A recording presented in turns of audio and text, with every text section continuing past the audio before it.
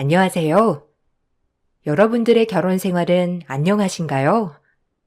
결혼만 하면 행복하게 알콩달콩 살 것만 같았던 생각에 부풀어 결혼을 했어요. 남편과 대학교 캠퍼스 커플로 만나 오랜 연애를 하다 결혼을 했어요.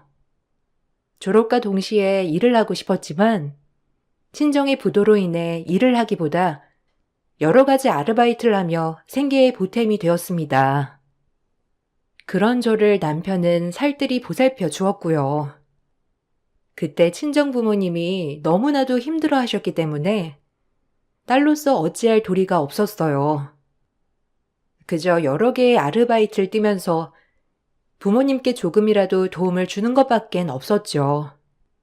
낮엔 애들과의, 저녁엔 호프집, 편의점, 안 해본 거 없이 모든 일을 했습니다. 어느 정도 살림살이가 나아졌을 때 남편은 저에게 프로포즈를 하더라고요.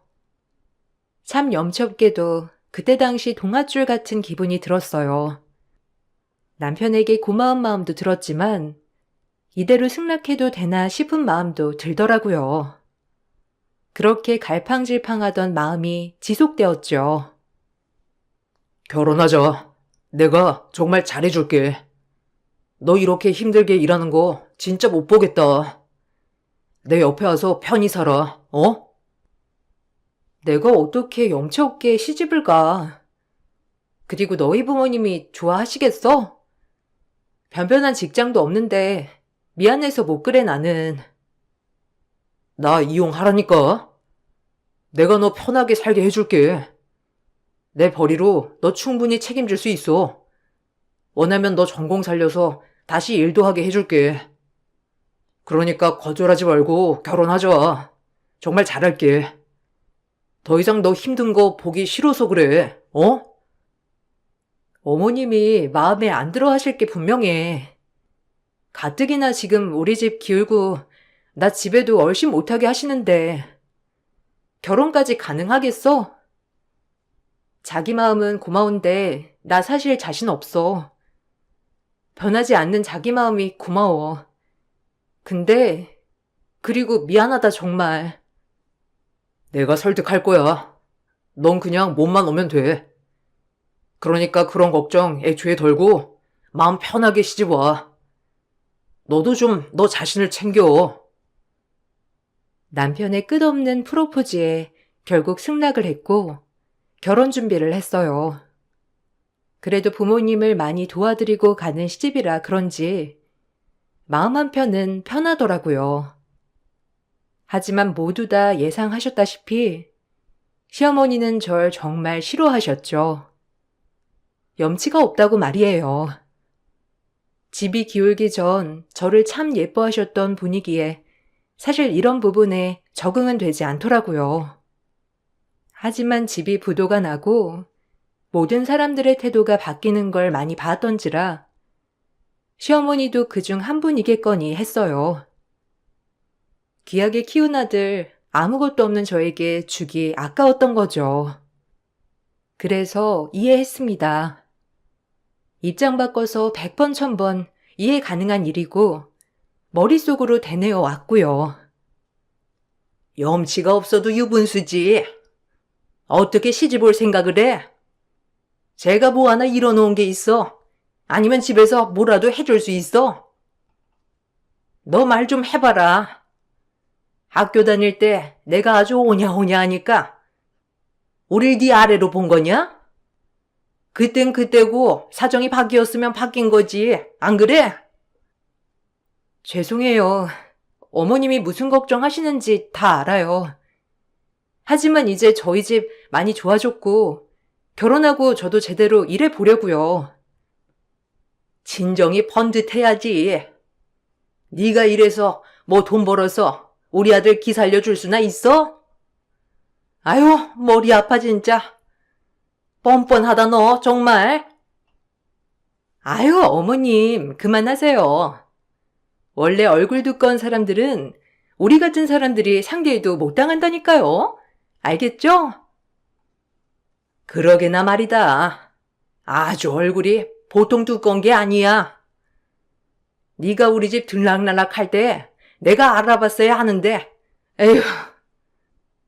도련님도 어떻게 이런 여자한테 코가 깨어서 그냥. 도련님이 너무 착해서 그래요. 측은지심이 발동한 거죠, 어머니. 아휴. 저 말씀 좀 가려해 주세요. 제가 부족한 건 맞지만 측은지심이니 그런 적선하는 말은 하지 말아 주실래요? 기분 안 좋네요. 어머, 어머님, 이 여자 말하는 것 좀 보셨어요? 우리 집에 오면 안 봐도 비디오네. 아주 위아래가 전혀 없겠어. 형님 되실 분과 시어머니는 절 그렇게 조롱했어요. 하지만 결혼을 강행했습니다. 남편에 대한 믿음이 컸고 저 역시도 행복하게 살고 싶었거든요. 그렇게 결혼 생활이 시작되었지만 분가는 절대 안 된다는 말에 홀 시어머니를 모시고 살았어요.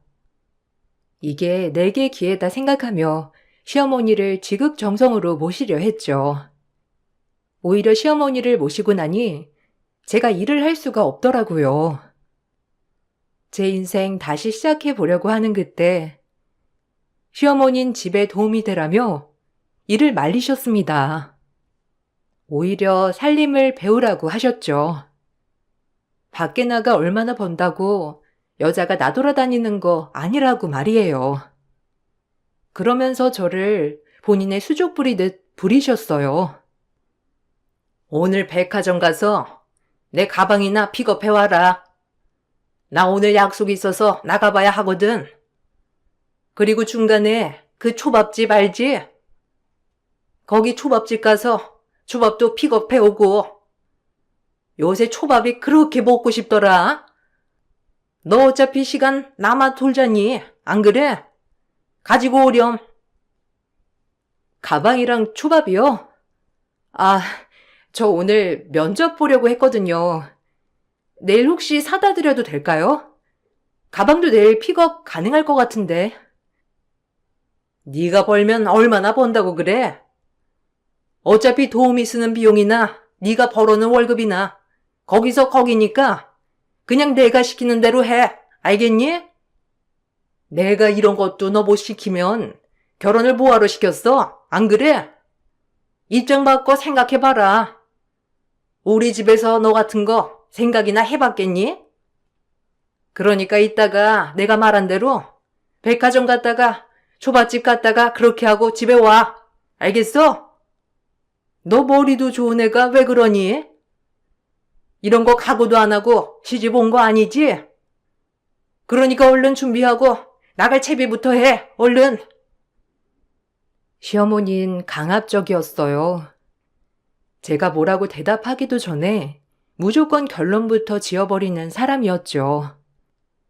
전 그렇게 결혼하고 전공을 살려 일을 한다는 꿈도 무시당한 채 시집살이에 젖어들었어요. 다행히도 남편이 퇴근 후 집에 오면 항상 제 노고를 많이 알아주어서 그나마 남편이랑 불안은 없었습니다. 그래도 남편이 있으니 살만하다고 생각하고 마음이 따뜻해졌으니까요. 남편 하나는 정말 진국으로 만났다고 생각했어요. 그 정도로 남편은 언제 어디서나 제 편이었답니다.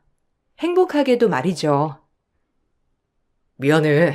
오늘도 힘들었지?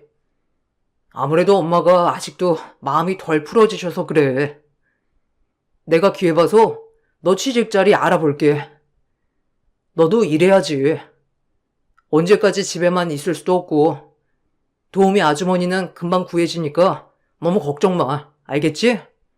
기분 풀어. 고마워. 어머님이 얼마나 속상하시면 그러겠어. 그래도 가끔은 섭섭한 마음이 크긴 해. 우리 친정 망하기 전까진 굉장히 잘해주셨잖아. 근데 갑자기 이렇게 날 대하니까 좀 당황스럽기도 하고, 내가 해온 게 없으니 할 말 없는 건 사실이고. 그런 거 생각하지 마. 좋아서 결혼한 건데 누가 뭘 해오는 게 뭐가 중요해? 안 그래? 그러니까 힘들면 나한테 기대해. 알겠지? 학교 다닐 때 남편의 여자친구라는 이유로 절 참 예뻐해 주셨던 분이었는데, 친정이 망하자마자 이렇게 저를 대한다는 것이 저를 괴롭게 하더라고요. 그래도 참았습니다. 참을 수 있었던 이유는 그나마 그동안에 잘해주셨던 것들이 많았기 때문에 참을 수 있었어요. 한참을 그렇게 시집살이만 하고 살았어요. 어머님을 이해하려고 했지만 제가 이해하면 할수록 어머님은 절 더 막대하더라고요. 그런 날들이 지속되자 저 역시도 참자 참자 해서 이젠 더 이상 참지 말자로 바뀌더라고요. 저도 점점 독해지는 것이었죠. 너희 친정 소식은 좀 어떠니? 요새 뭐 일은 하시는 거야?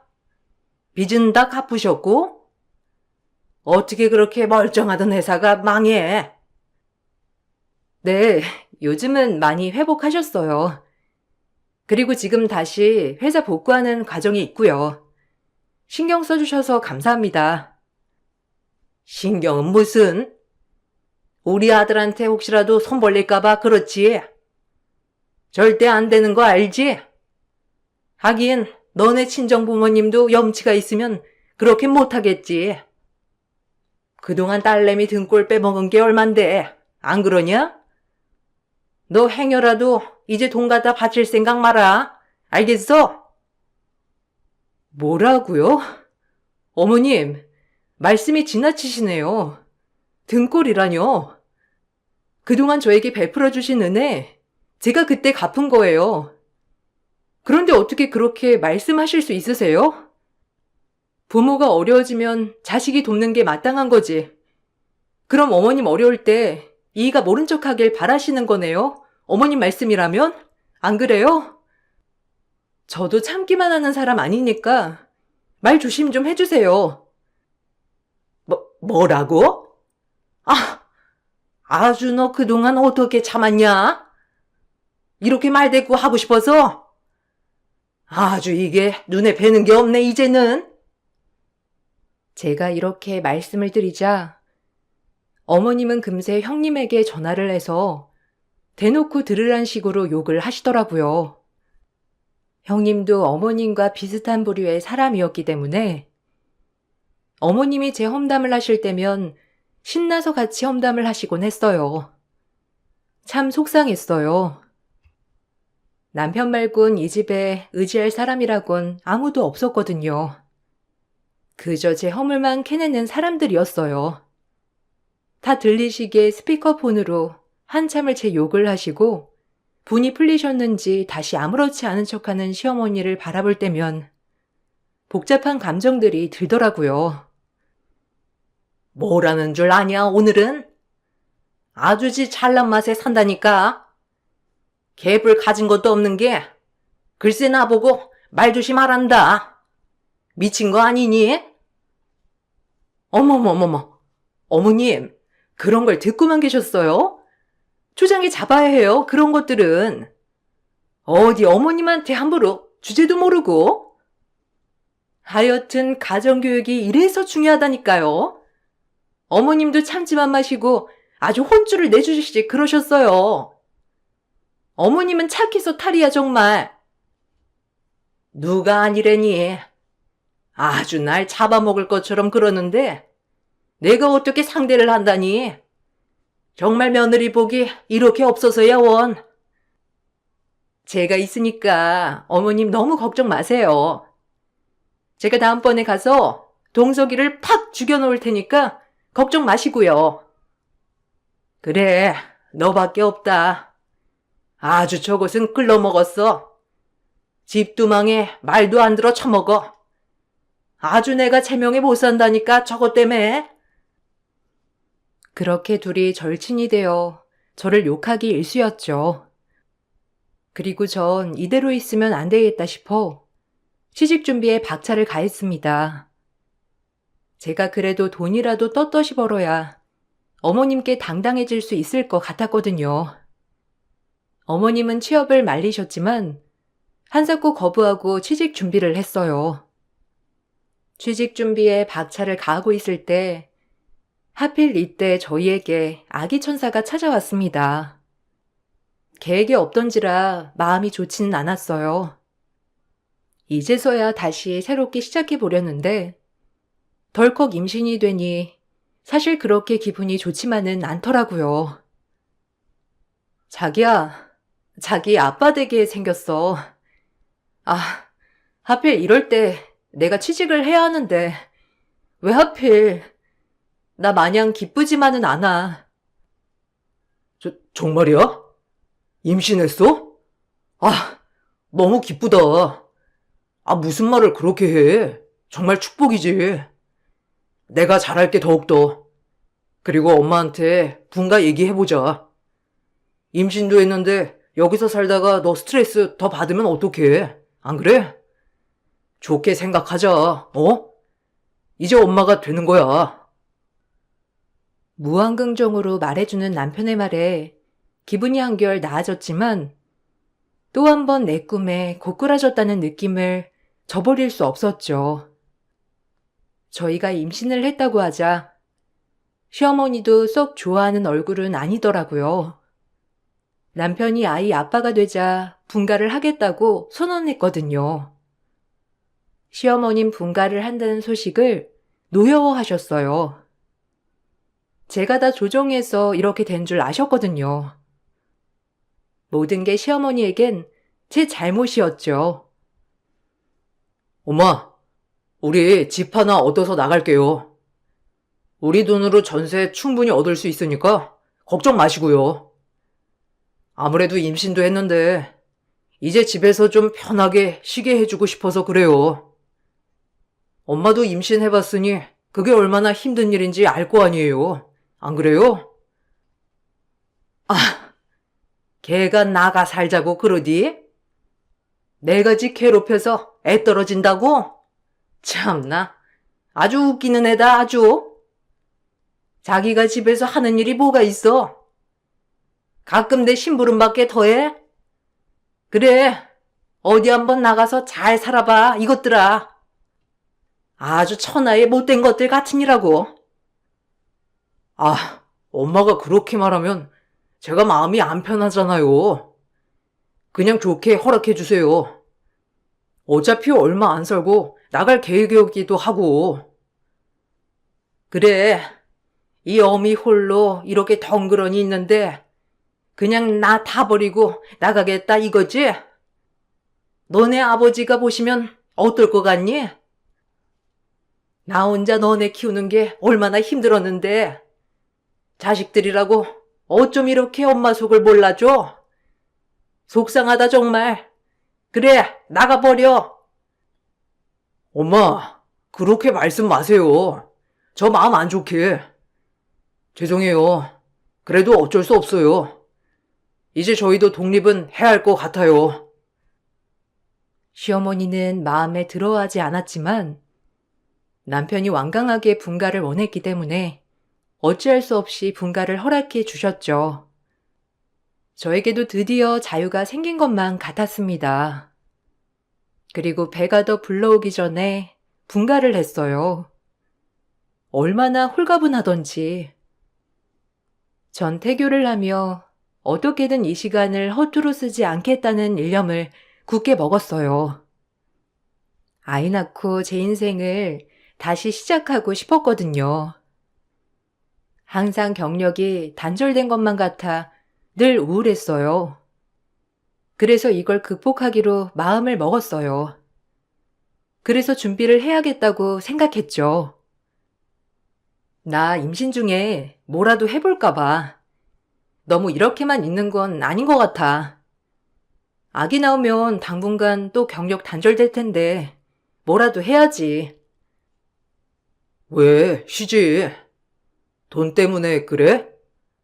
너랑 아기 충분히 먹여 살릴 정도는 돼. 난 너 그냥 좀 쉬었으면 좋겠어. 마음 편하게. 아니야. 정말 나를 위해서 그래. 내가 자존감이 많이 떨어져. 어머님도 그냥 내가 맨날 집에만 있으니까 더 그러시는 것 같고. 아기 크면 엄마가 훌륭한 사람이라는 걸 보여주고 싶기도 해. 더 늦기 전에 뭐라도 해보려고.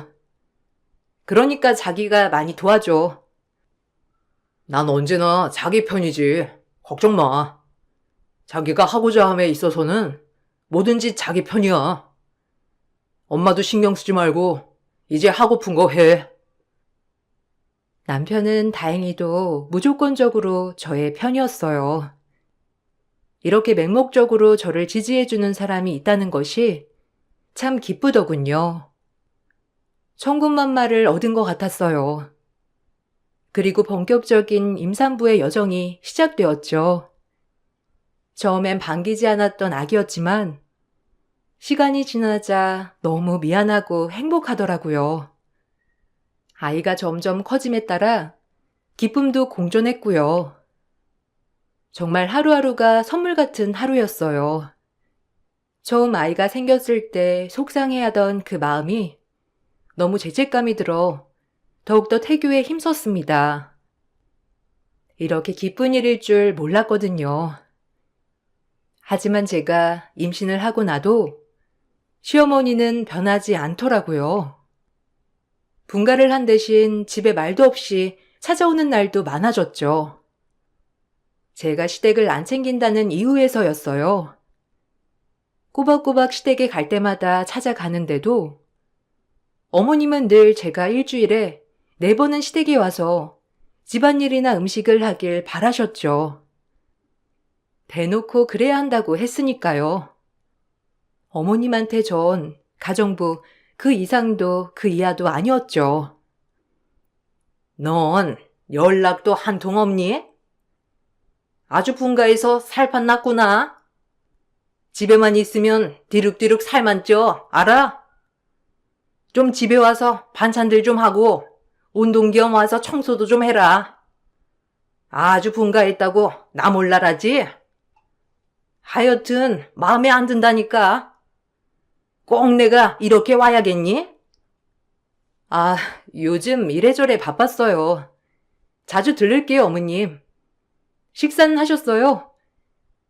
안 드셨으면 식사 준비 좀 할까요? 됐다. 내가 무슨 밥 얻어먹겠다고 온 것도 아니고. 네가 우리 집에 시집 온 걸 까먹을까봐 상기시켜주러 온 거야. 알겠니? 넌 우리 집에 시집 와서 네가 할 일은 밥하고 청소하는 거야. 그거를 해야 내가 퉁이라도 친 거 같지? 안 그래? 네가 하는 게 뭐가 있어? 내 아들이 벌어다 주는 돈으로 호의호식이나 할 줄 알지? 그러니까 무조건 넌 와서 나한테 봉사해. 알겠니? 이렇게 종종 오셔서 제가 어머님네 자주 가서 음식과 청소를 해야 한다고 귀에 못이 박히도록 설명을 하셨어요. 배가 점점 불러오는데 저에게 몸 한번 괜찮냐는 말 없이 말이죠. 속상하더라고요. 이렇게도 대접받지 못할 수가 있나 싶었거든요.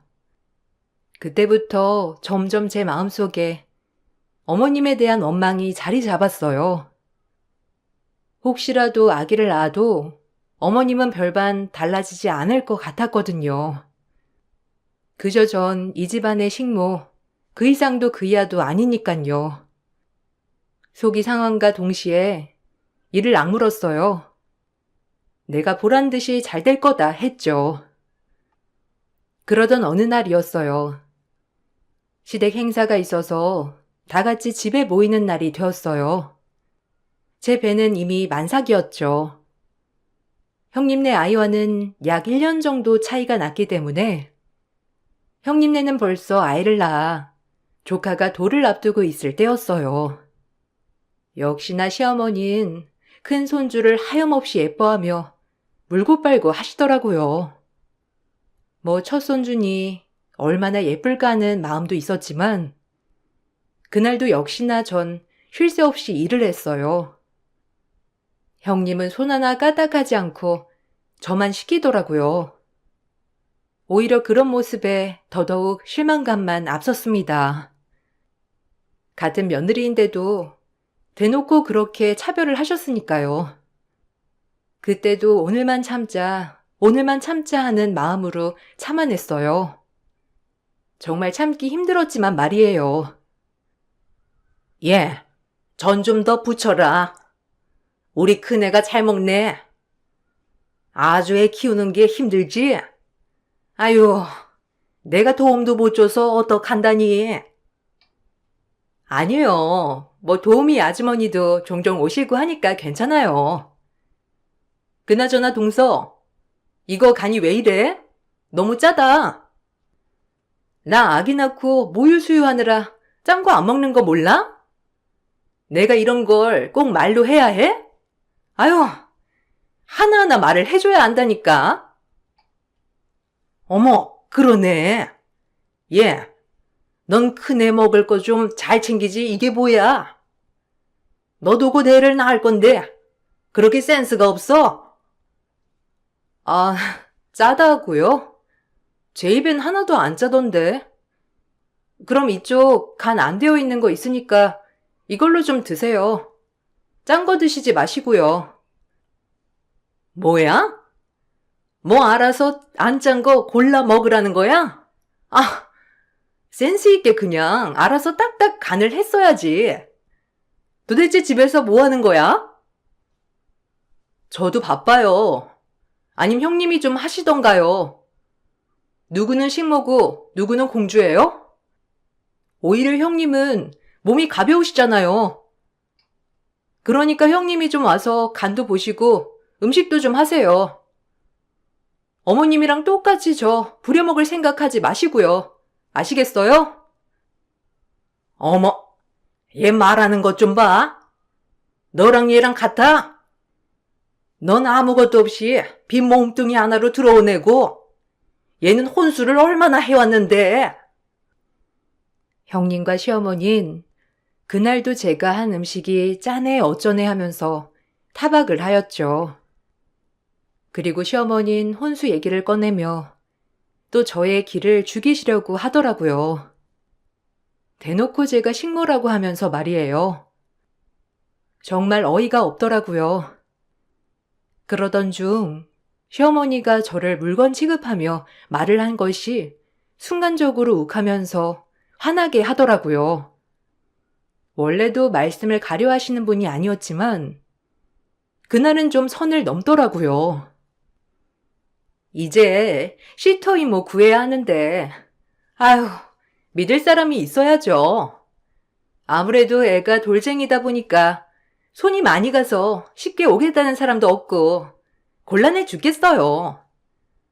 뭐 믿고 맡길 데가 있어야 딱하니 시터 구하는데 친구네는 여러 번 바꾸더라고요. 어머, 돈 주고 왜 쓰냐? 놀고 먹는 얘 갖다 써. 얘 아직 애도 안 낳았는데 경험해보고 좋지 뭐. 우리 때는 만삭 때도 일 다녔는데 우리 집 공식 식모 있잖니. 아무것도 안 해오고 빈 몸뚱이로 왔으면 이런저런 일 가리지 않고 하는 거야. 안 그러니? 네가 가서 도와줘라. 뭐라고요? 공식 식모? 아, 어머님, 머리가 어떻게 제정신이 아닌 거 아니에요? 돌았네. 단단히 돌았어 아주 이 집구석. 뭐야? 이게 어디서 말을 함부로 해? 말이야 막말로. 네가 가서 도와줄 수도 있지, 안 그래? 넌 몸으로 떼어야 한다고 했지? 시어머니는 그 말을 하면서 제 옆구리를 젓가락으로 쿡쿡 찌르며 저를 갖다 붙이더라고요. 순간 남편과 제 표정은 싸하게 굳어갔어요. 그리고 전 기본조차도 보장받지 못하는 느낌이었고 정말 절 존중해 주신다는 느낌이 아예 없더라고요. 화가 났죠. 정말 그날은 저의 모든 게 부정당한 것만 같더라고요. 도대체 내가 뭘 그렇게 잘못을 해서 저러는지 이해도 안 가고 내가 왜 식모 취급을 받아야 하는지도 너무 서러웠어요. 제가 소리를 지르고 이 집구석을 불바다로 만들려고 하는 순간 남편과 아주버님이 제지하며 말려주셨습니다. 저의 가장 큰 비밀을 알고 있는 두 사람이었으니까요. 아주버님과 남편이 입을 열자 시어머니는 놀랐고요. 엄마는 무슨 말을 그렇게 해요? 만석의 일을 어떻게 하라고? 그리고 형수님네 아이는 알아서 봐야죠. 저 절대로 일 못 시키니까 엄마도 그렇게 말씀하지 마세요. 어디서 돌쟁이 애를 보라고? 못 들은 걸로 할 테니까 말조심 좀 해줘요. 엄마, 지금 큰 실수하신 거예요. 재수씨가 무슨 일 하는지 알고. 참나, 재수씨 혹시 지금 뭐 하는지 모르세요? 제가 하는 일이 뭐가 있어? 그냥 집에서 놀고 먹는 거밖에 더 있어? 가뜩이나 분가했겠다. 얼마나 지세상일 거야. 엄마, 큰일 날 소리 하시네. 재수씨가 저희 회사 회계 담당이에요. 재수씨, 말씀 안 드렸어요? 얼마나 대단한 분인데. 저 재수씨한테 잘못 보였다간 저희 회사 나랄까요? 엄마 말조심 좀 해주세요, 진짜. 식모는 무슨? 큰일 날 소리 하시네, 아주. 사실 제 꿈은 회계사였어요. 경영학과를 졸업 후 회계사 시험을 준비하던 중 친정이 갑작스럽게 부도가 나는 바람에 공부를 접고 아르바이트를 전전한 것이었죠. 그러다 지금까지 경력 단절로 쭉 살아오다 임신을 하면서 죽어라 공부를 했어요. 배가 나오면서 앉아있는 것도 힘들었지만 저의 꿈을 이루기 위해 최선을 다했어요. 그리고 당당하게 회계사 시험에 붙었고 임신한 몸으로 면접을 보고 취직을 했어요. 다행히 대표님이 여자의 경력 단절 여성분들을 우선으로 채용해주는 회사였습니다. 그리고 제가 회계감사로 맡은 회사가 아주버님이 운영하는 회사였고요. 이 사실을 저와 남편, 아주버님만 알았어요. 나중에 애 태어나고 정식으로 회사 출근을 하게 되면 말할 내용이라 시어머님께는 얘기하지 않았었는데 오늘 아주버님이 제 편을 들어주시고 알게 된 거죠. 오히려 이때 터진 게 다행이다 싶더라고요. 제가 회계사 됐다는 말에 시어머니와 형님은 눈이 동그래져선 갑자기 절 보는 태도가 달라지더라고요. 정말 강약약강인 인간들이었어요. 입덧도 끝났는데 시어머니의 태도를 보니 구역질이 올라오더라고요. 뭐야? 얘가 뭐라고? 무슨 큰 실수라는 거야? 집에서 놀고 먹기밖에 더해? 실수는 무슨? 누가 보면 아주 대단한 애인 줄 알겠다. 대단한 분이죠. 저희 회사 회계 감사해 주세요, 재수씨가. 제가 엄청 잘 보여야 할 분인데 뭐. 당신도 좀 이제 재수씨한테 너그럽게 돼. 그게 뭐야 말투가. 재수씨가 여기서 밥 해주는 사람도 아니고 간이 짜네 싱겁네 안 그래? 아니 뭐야? 아니 동서가 회계사라는 거야 그럼? 아니 어떻게 그 어려운 걸 해냈어? 말이 안 되잖아. 왜요? 제가 회계사 한다니까 어이가 없어요? 악착같이 공부했죠. 형님이랑 어머님 하도 무시하는 통에 꼭 뭔가를 이뤄야겠다고 생각했어요. 그래야 두 절친께서 절 덜 무시할 거 아니에요. 태어날 아기한테도 그렇고요. 안 그래요? 이 사람이 얼마나 코피 터지면서 공부했는데 제가 다 안쓰러웠어요. 엄마 그러니까 그만 좀 하세요.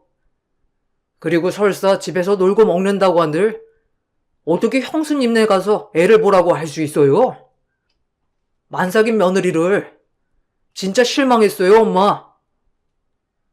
아니, 내 말은 도와주면 어떻냐는 거지. 꼭 하라는 게 아니라. 너 그렇게 받아들였니? 그런 거 아니지?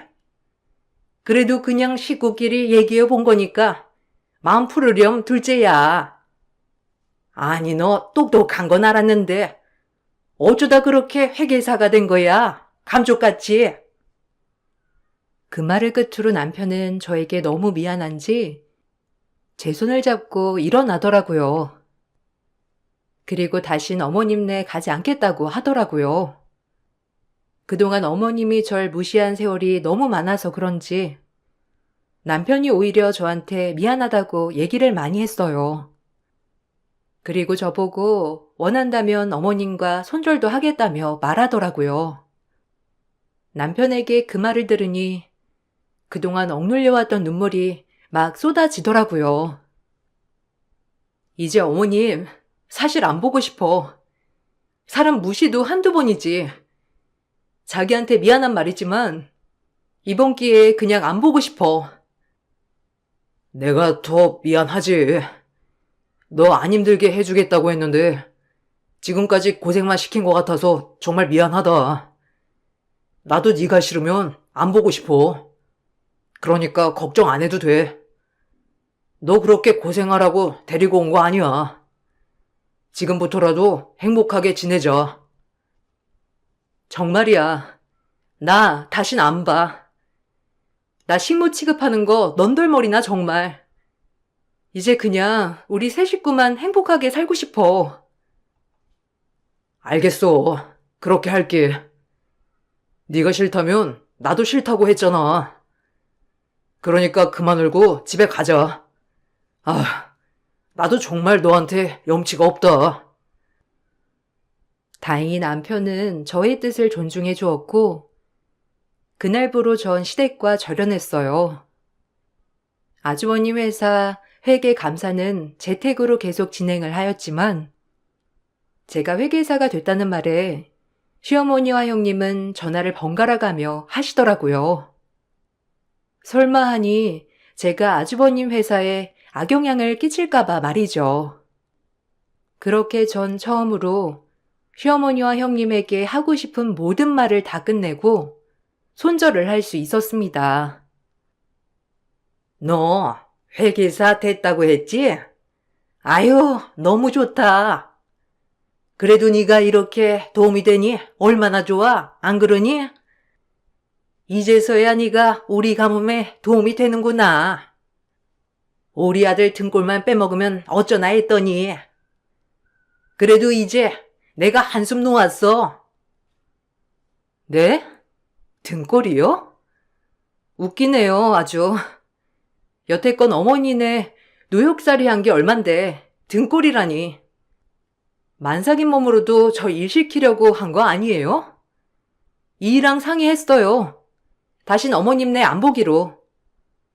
어차피 그렇게 아끼는 큰아들 큰며느리 있으니 행복하게 사세요.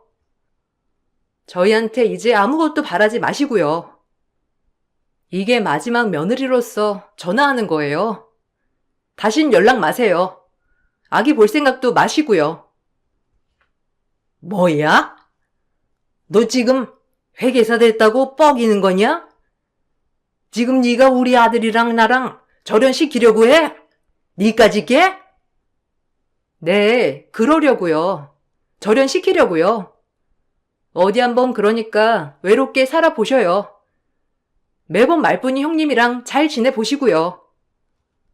아마 그 우정 영원할진 모르겠지만 두 인성들이 그지 개차반인데 오래 가겠어요? 잘 살아보셔요. 늙어도 절대 안 찾아갈 거니까. 이 말을 끝으로 전화를 받지 않았고 절연을 했어요. 집에도 찾아오시고 했지만 문은 당연히 안 열어드렸고요. 남편도 마음을 단단히 먹은 모양인지 아예 차단을 하더라고요. 형님도 이제 와서 저에게 남편 회사를 잘 부탁한다느니 이런저런나 해댔고요. 형님한테도 욕 한 사발이 해주니까 아주 시원하더라고요. 그렇게 하고 난 뒤 진통이와 아이를 낳으러 갔어요. 마음속 묵은 채증이 말끔히 내려가니 갑자기 진통이 오더라고요. 그날 시원하게 애를 낳았습니다. 어찌나 한 방에 낳았던지. 동서, 어머님한테 들었어. 뭐 어머님은 어머님이고 우린 우리잖아? 우리 애아빠 회사 잘 부탁해. 동서의 말 한마디가 크다며? 내가 그동안 뭘 몰라가지고 노인네 시키는 것만 했잖아. 이해하지? 난 동서가 잘 알아들었을 거라 믿어.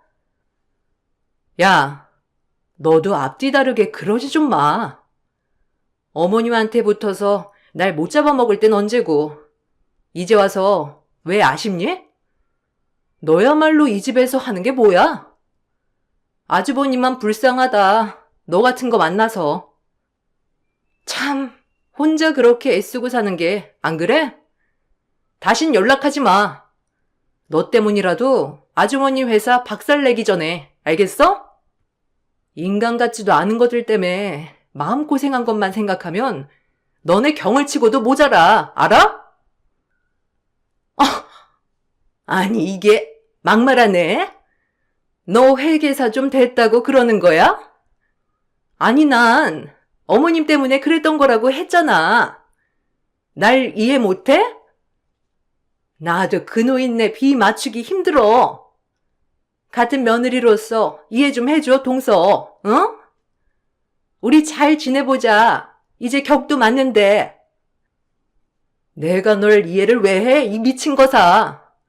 아, 속이 다 시원하네. 이 인간 같지도 않은 것들한테 막말하니까. 다신 전화하지 마. 그리고 전 형님과 전화 통화한 내용을 음성 녹음을 해놨다가 어머님께 전송해 드렸죠. 어머님은 형님이 본인 욕을 저에게 했다는 것을 보고 그 두 집이 난리가 났더라고요. 아주 고소했습니다. 그렇게 고고하고 우아한 척하는 시모 인생이 초전박살 났으니까요. 이 며느리도 손절, 저 며느리도 손절, 아주 웃기더라고요. 그리고 무사히 출산을 하고 아이를 보니 더 열심히 살아야겠다고 생각이 들더라고요. 그렇게 많은 것을 깨달은 한 해였습니다. 비록 시집살이로 고생은 했지만 그 덕에 회계사도 되고 예쁜 아이도 낳고 무엇보다 항상 제 편이 되어주는 남편이 있기 때문에 오늘도 행복하다고 느끼는 하루예요. 지금은 육아휴직을 받아 아이를 보는 재미로 살고 있어요. 그래도 휴직이 끝나면 돌아갈 내 자리가 있다는 것에 얼마나 기쁘고 뿌듯하던지. 아마 경력 단절된 여성분들은 제 마음을 잘 아실 거라 생각합니다. 이 글을 읽을 때 말이죠.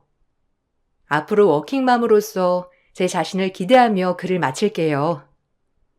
이 글을 읽어주신 모든 분들 정말 감사하고 항상 응원하겠습니다. 감사합니다. 안녕하세요.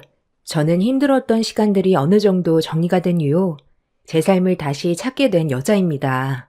믿기지 않는 현실들을 눈앞에서 마주했을 때 저에겐 상당한 충격으로 다가왔는데 지금 생각해보면 하루빨리 그런 상황들을 알게 된 게 오히려 제 삶에 도움이 되었습니다. 남편과 결혼을 하고 지금까지 살아오면서 서로가 맞지 않다는 걸 느끼게 된 순간부터 저희 부부는 삐걱거리기 시작했어요.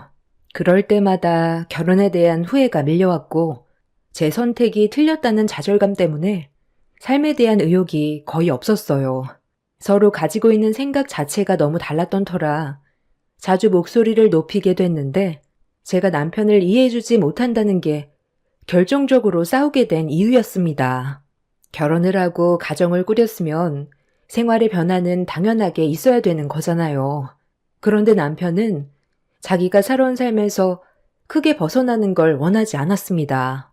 결혼 생활을 유지하면서 본인이 원하는 대로 살고 싶어하는 자기 중심적인 모습을 보였어요.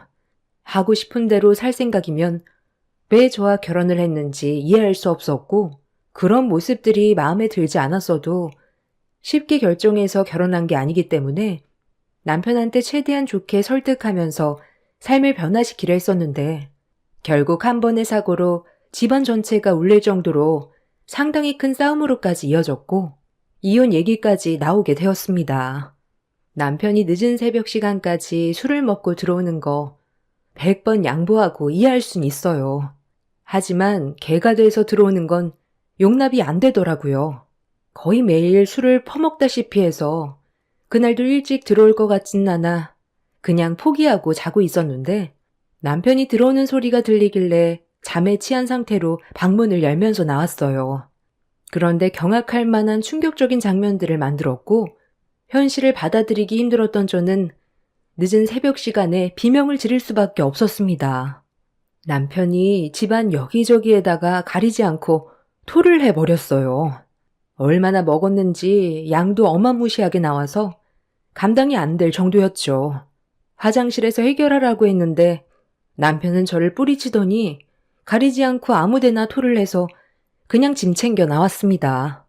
저도 참아올 만큼 참아왔던 터라 더는 못 봐주겠더라고요. 결혼 전에도 술을 어느 정도 먹는 건 알고 있었는데 과하지 않게 적당히 마시길래 대수롭지 않게 넘어갔었어요. 하지만 그건 어디까지나 저에게 안 좋은 모습을 보이는 게 싫어서 자기 본 모습을 숨기고 있었다는 걸 결혼 이후 알게 되었던 거죠. 그날 정말 질려버려 친정으로 와버린 뒤 남편과 함께 살아갈 생각을 접어버렸어요.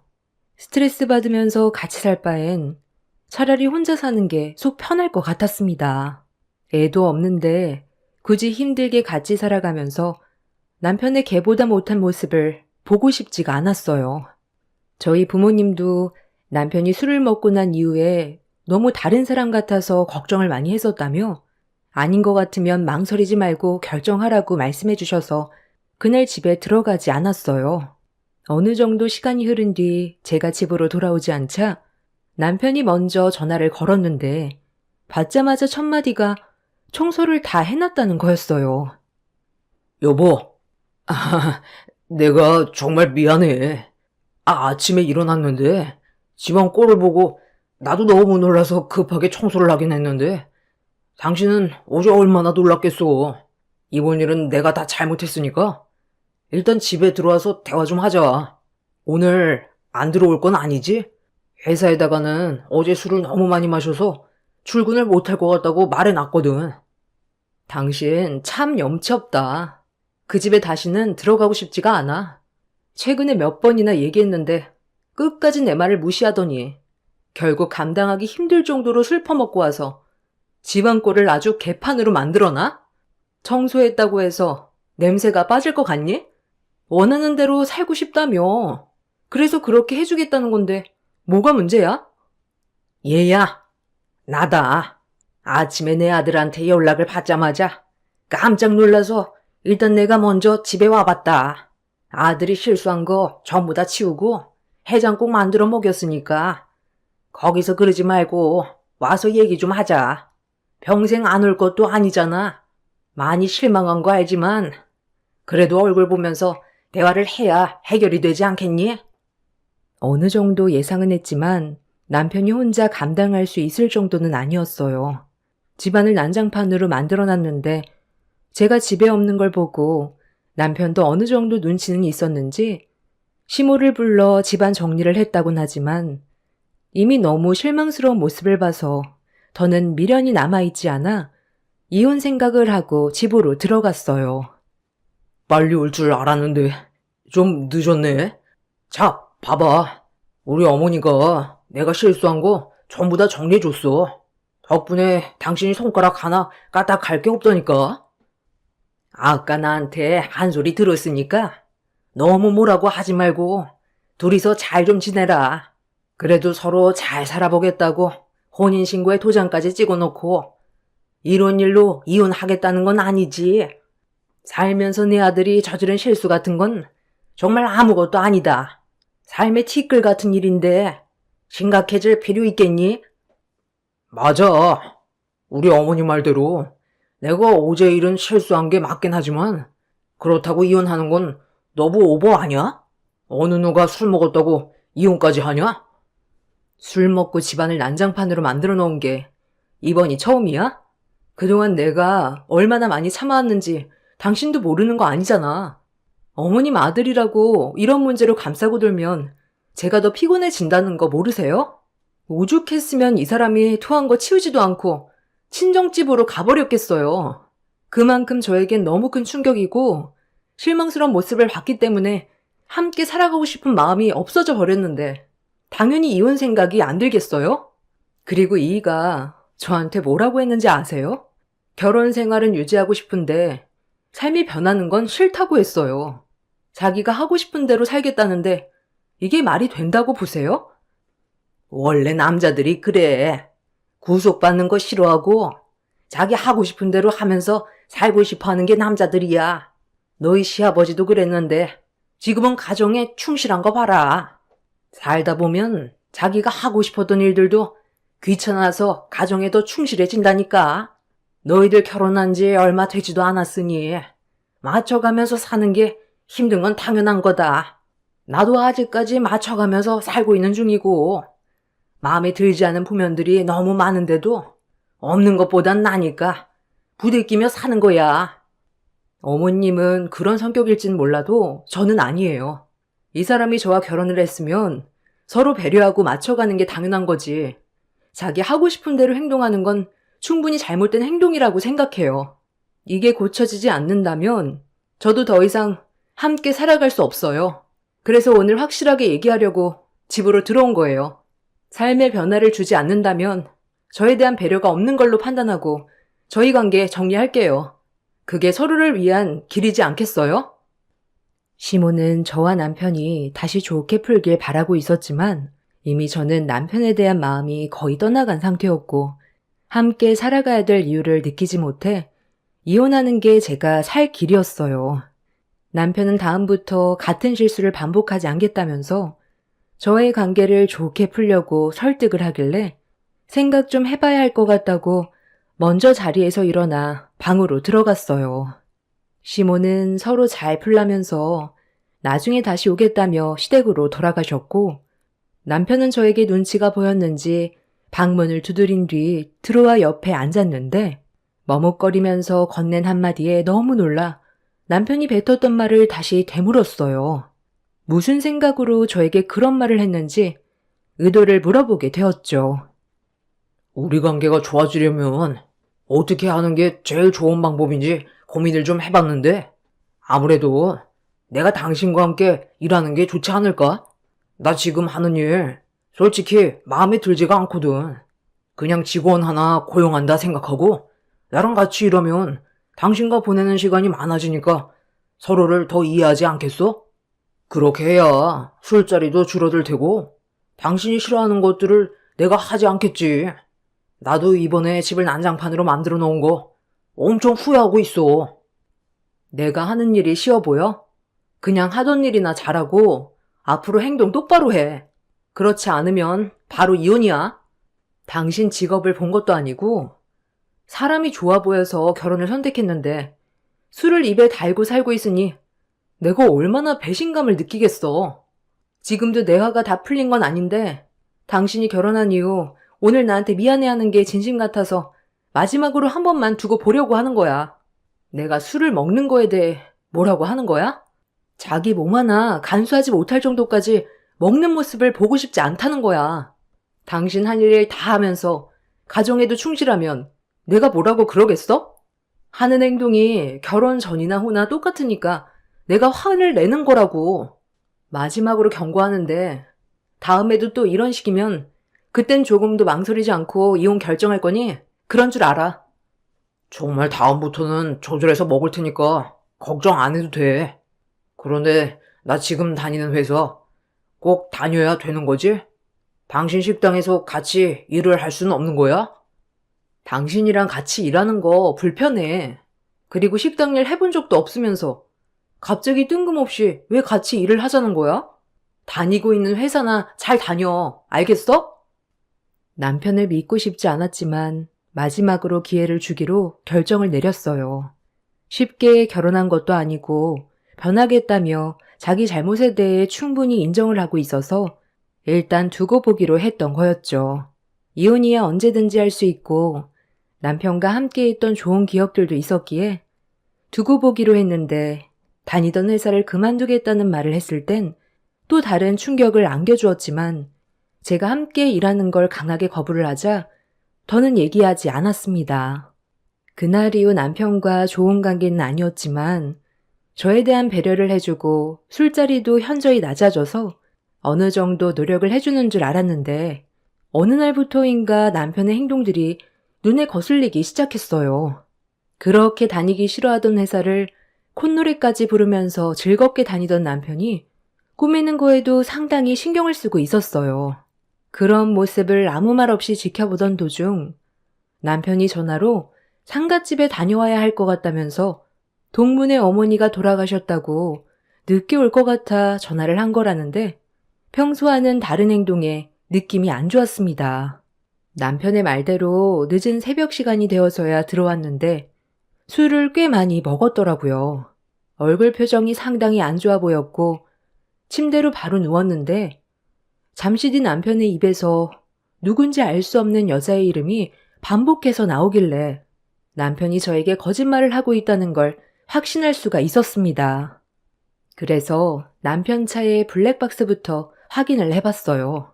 자동 음성 녹음이 되기 때문에 제가 직감한 게 맞는다면 남편 차에서 단서가 발견될 확률이 높을 것 같았습니다. 떨리는 손으로 남편의 차에 올라타 블랙박스에 있던 메모리 칩을 꺼낸 뒤 집으로 돌아와 컴퓨터에 연결해서 남편이 그동안 어디를 다녀왔는지 전부 다 훑어봤어요. 그런데 딱히 걸릴 만한 게 없었는데 남편이 회사에 출근하면서 꾸미기 시작했을 때부터 다른 곳을 주기적으로 들리기 시작했어요. 그리고 그걸 시작으로 술 취한 남편 입에서 나온 한 여자의 인물이 등장했죠. 같이 차에 올라탔는지 대화 내용은 꽤 평범했지만 둘이 한 공간에 있다는 것부터가 제 속을 끓어오르게 만들었습니다. 그리고 그날 상갓집을 다녀오겠다고 했던 남편이 알고 보니 최근에 만나던 여자의 상갓집에 진짜로 다녀온 거였어요. 내가 너 고등학교 때 봤을 때 어머니께서 너 의사 만들겠다고 쉬지 않고 일만 해오셨잖아. 집안의 가장인 아버지가 사고로 떠나셨으니 너희 어머니께서 감당해야 될 짐이 상당히 무거우셨겠지.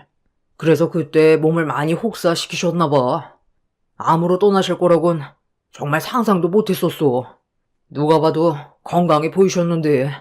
그래도 너희 어머니가 그때 힘들게 노력한 만큼 너는 서울의대 나왔고 결국 의사 생활을 하게 됐잖아.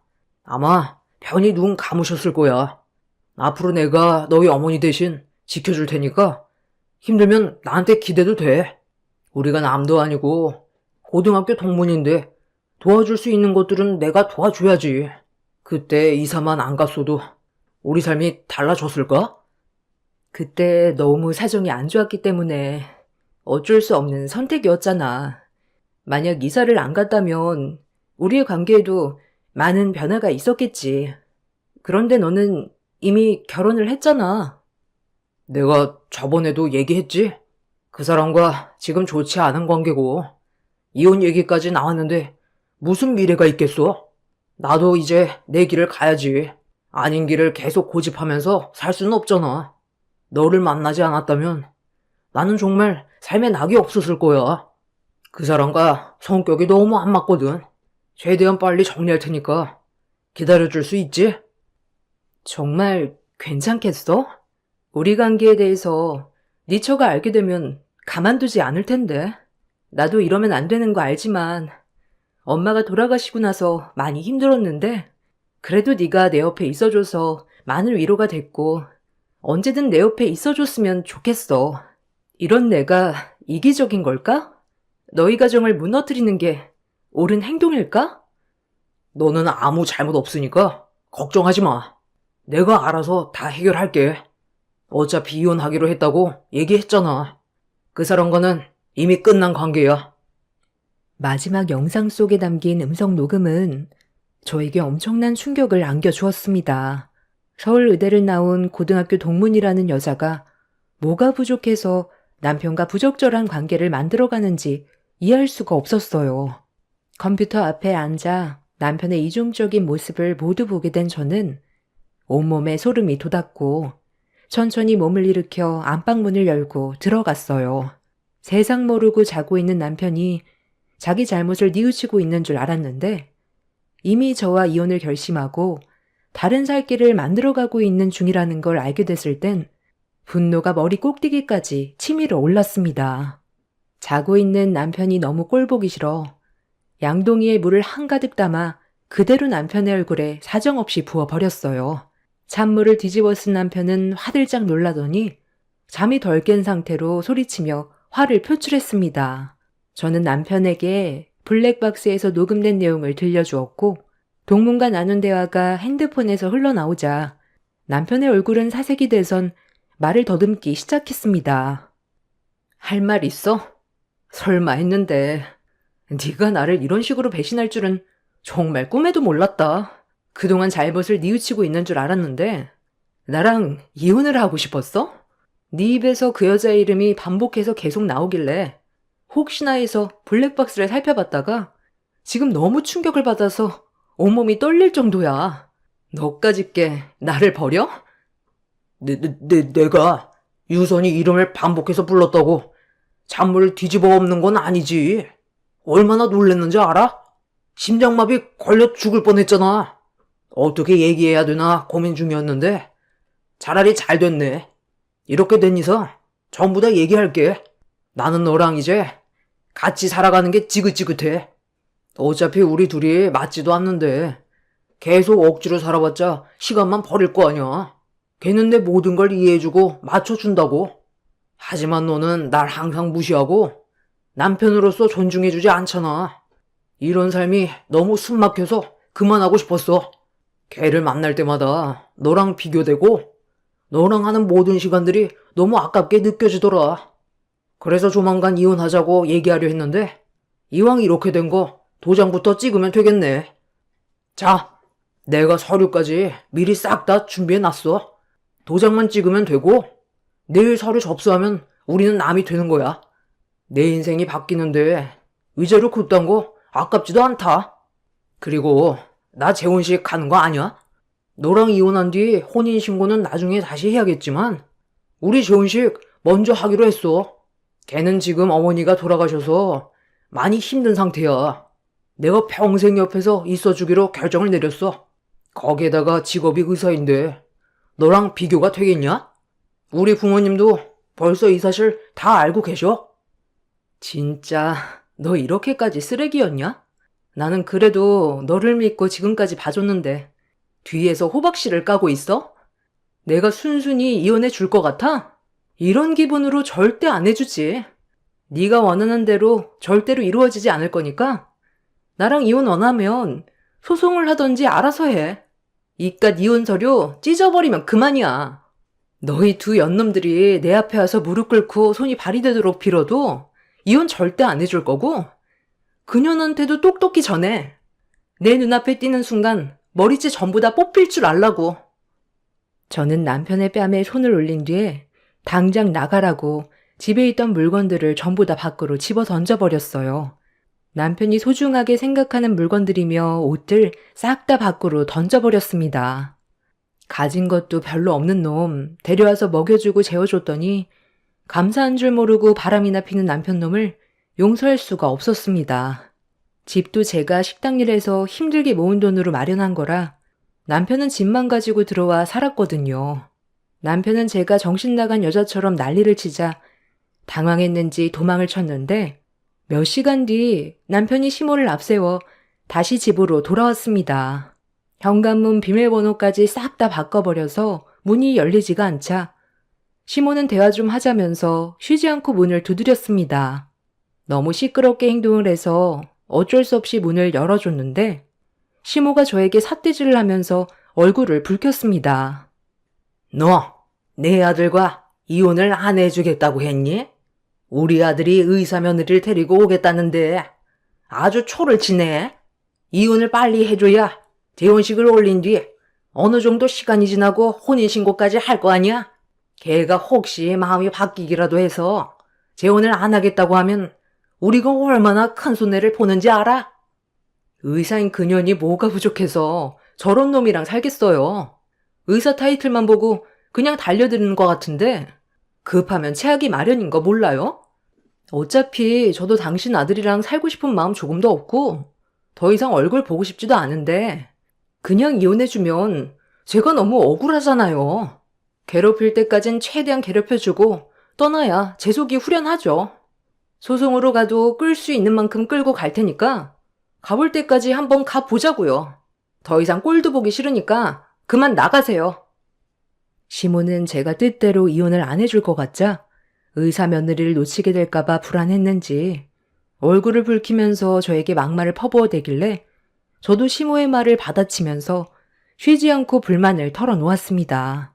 제가 조금도 지려하지 않고 오히려 더 강하게 나오자 시모의 손이 움찔거리기 시작하길래 서둘러 밖으로 내쫓아 버렸습니다. 당장이라도 제 머리채를 잡아버릴 것 같았지만 그렇게 되면 법적으로 문제가 더 커지게 될 거라는 걸 알곤 최대한 감정을 억누르고 있었습니다. 결국 아무것도 얻지 못하고 돌아간 두 모자는 밖에 널브러져 있던 물건들 중에서 필요한 것만 챙기고 돌아갔습니다. 그렇게 며칠의 시간이 지난 뒤 주말에 집에 있던 남편의 물건을 전부 다 싹 다 정리해서 밖으로 버려버린 뒤 다시 집으로 들어가려고 문을 열었는데 그 순간 뒤에서 시모가 저를 밀친 뒤 집 안으로 같이 들어왔어요. 제가 뭐 하는 짓이냐고 화를 내자 시모는 말보다 손이 먼저 올라가더니 제 머리채를 잡아 사정없이 흔들었고 저도 이에 질세라 시모의 머리채를 좌우 앞뒤로 흔들어 버렸습니다. 그렇게 몸싸움이 격해지면서 서로 뒤엉켜 있었는데 시모가 저를 욕실 안으로 강하게 밀쳐버렸어요. 여기 서류에 당장 도장 찍어라. 무식한 게 힘은 또 왜 이렇게 세? 네가 피해본 거에 대해선 위자료 챙겨줄 테니까 도장 찍고 그냥 깔끔하게 끝내. 소송까지 가서 사람 피곤하게 하지 말라는 거야. 오늘이 무슨 날인지 아니? 내 아들 재혼식 날이야. 앞으로 1시간 뒤면 내 아들과 새 며느리를 드리는 날인데 이혼 서류에 도장 찍은 건 가져가야 새 며느리가 안심을 할 거 아니야. 나는 내 아들을 위해서라면 지금보다 더 더러운 짓도 할 수 있으니까 괜히 불이익 당하고 싶지 않으면 좋게 말할 때 도장 찍어라. 너 때문에 머리도 다시 만져야 되잖아. 힘들게 만든 머리인데 좋게 마무리 지으면 얼마나 좋아? 내 아들과 영상통화해 줄 테니까 확실하게 대답해라. 그렇지 않으면 오늘 내가 너를 절대로 가만두지 않을 거니 판단 잘하는 게 좋을 거야. 여보세요? 엄마다. 엄마 보이니? 자, 봐봐. 엄마가 이혼 서류 가지고 왔거든? 재혼식 전에 도장 찍게 만들고 갈 거니까 우리 새며느리 잘 좀 챙겨주고 있어라. 엄마가 너를 위해 별짓을 다 하고 있다. 대신 의사 며느리 얻을 수 있잖아요. 엄마가 고생 좀 해주세요. 힘든 시간은 금방 지나갈 거고 앞으로 좋은 일만 있을 거예요. 엄마도 이제 목에 힘주고 다녀야죠. 우리 엄마 말대로 대충 도장 찍고 끝내라. 그러니까 처음부터 순순히 따를 것이지.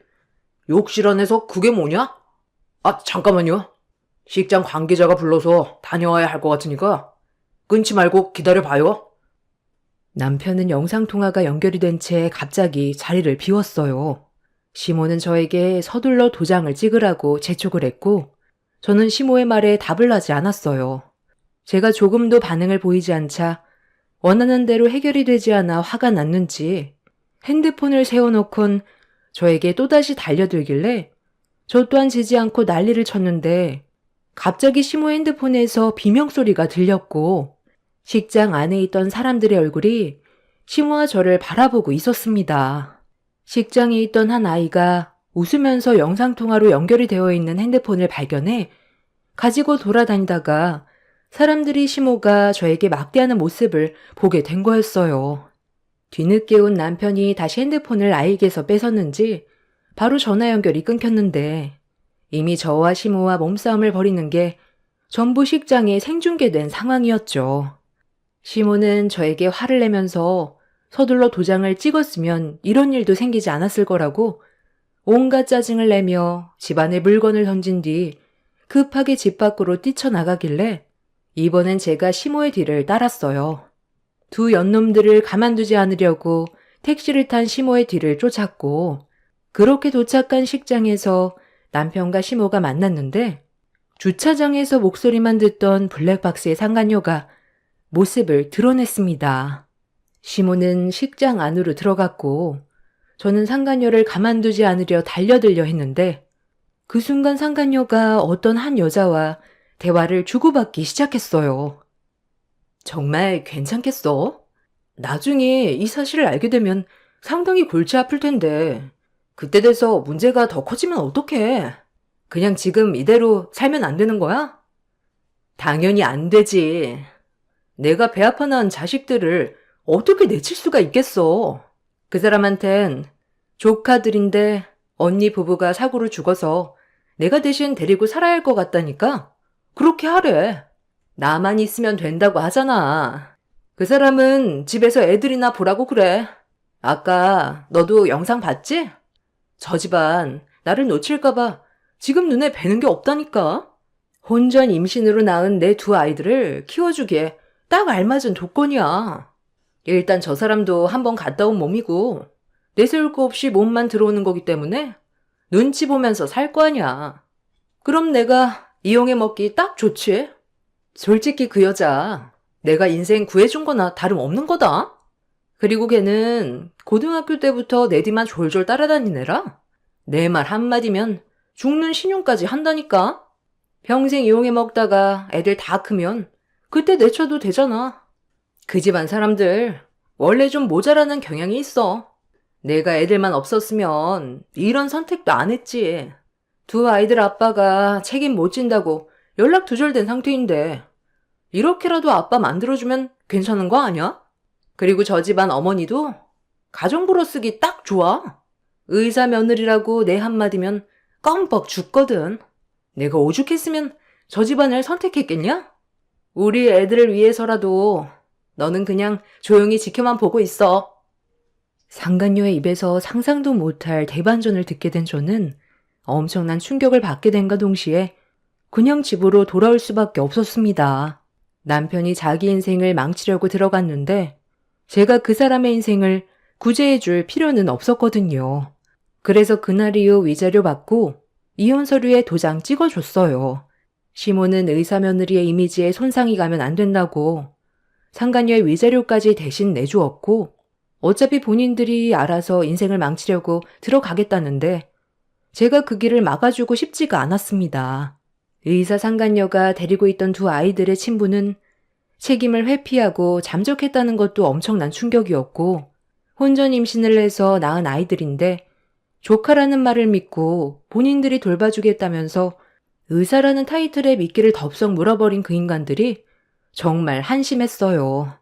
그렇게 잇몸이 만개해서 상간녀의 계획에 빠져 자신들의 인생이 나락으로 가고 있는 줄도 모르고 살아온 지 3년의 시간이 흘러버린 현재, 그때 당시 제가 가지고 있던 상간녀의 대화 내용이 녹음되어 있던 파일을 시댁에 보내고 남편이 근무하고 있는 회사에도 보냈습니다.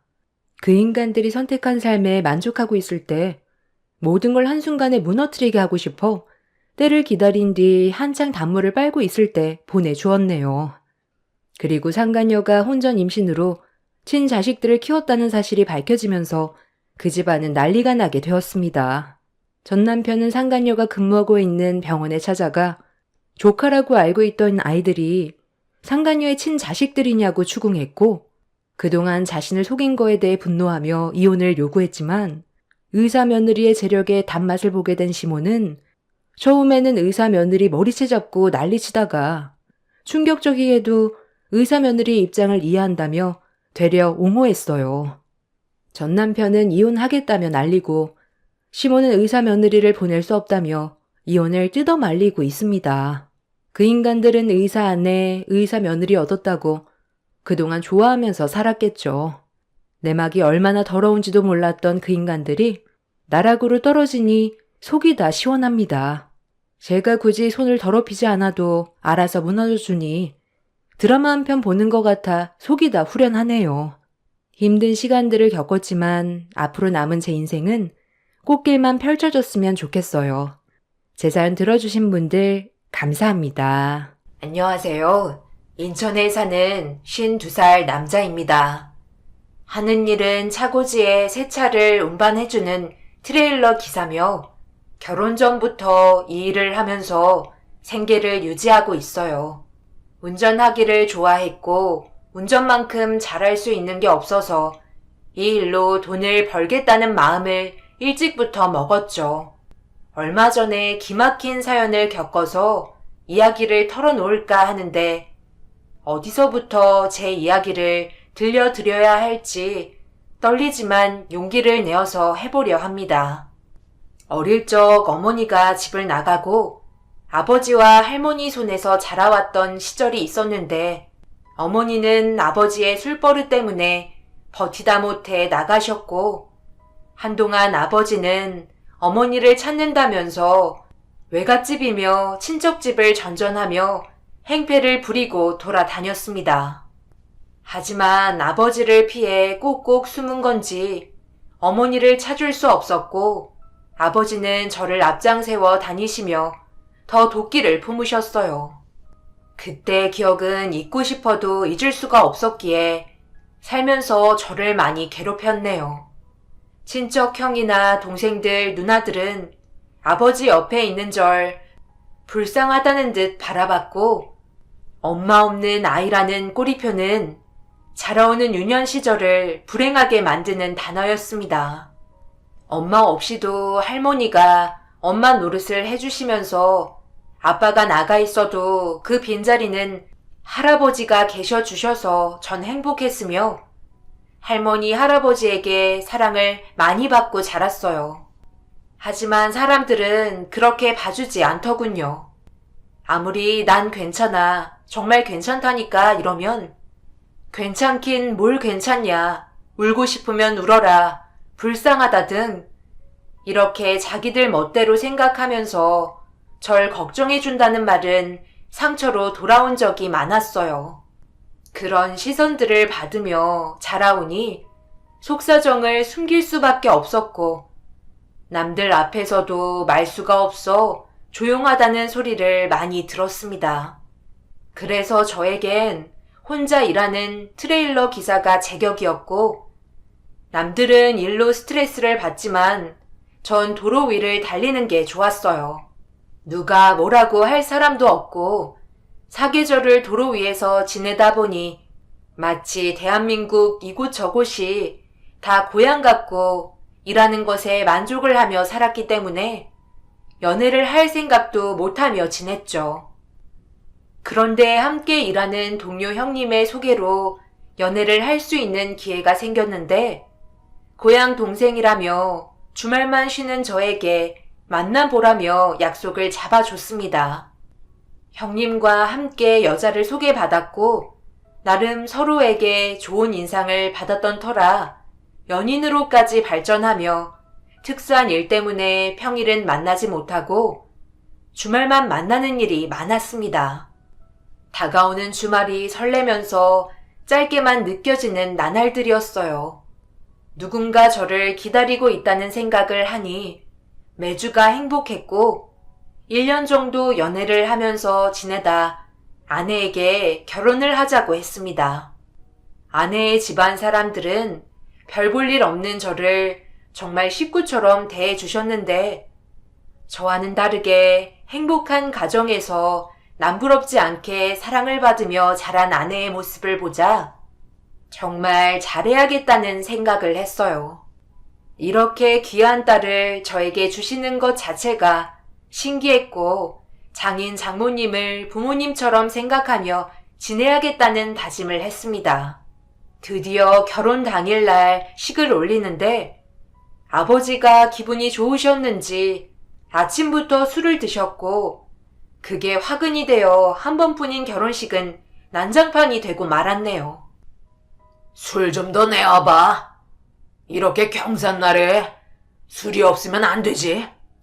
우리 아들이 평생 결혼은 안 할 줄 알았는데.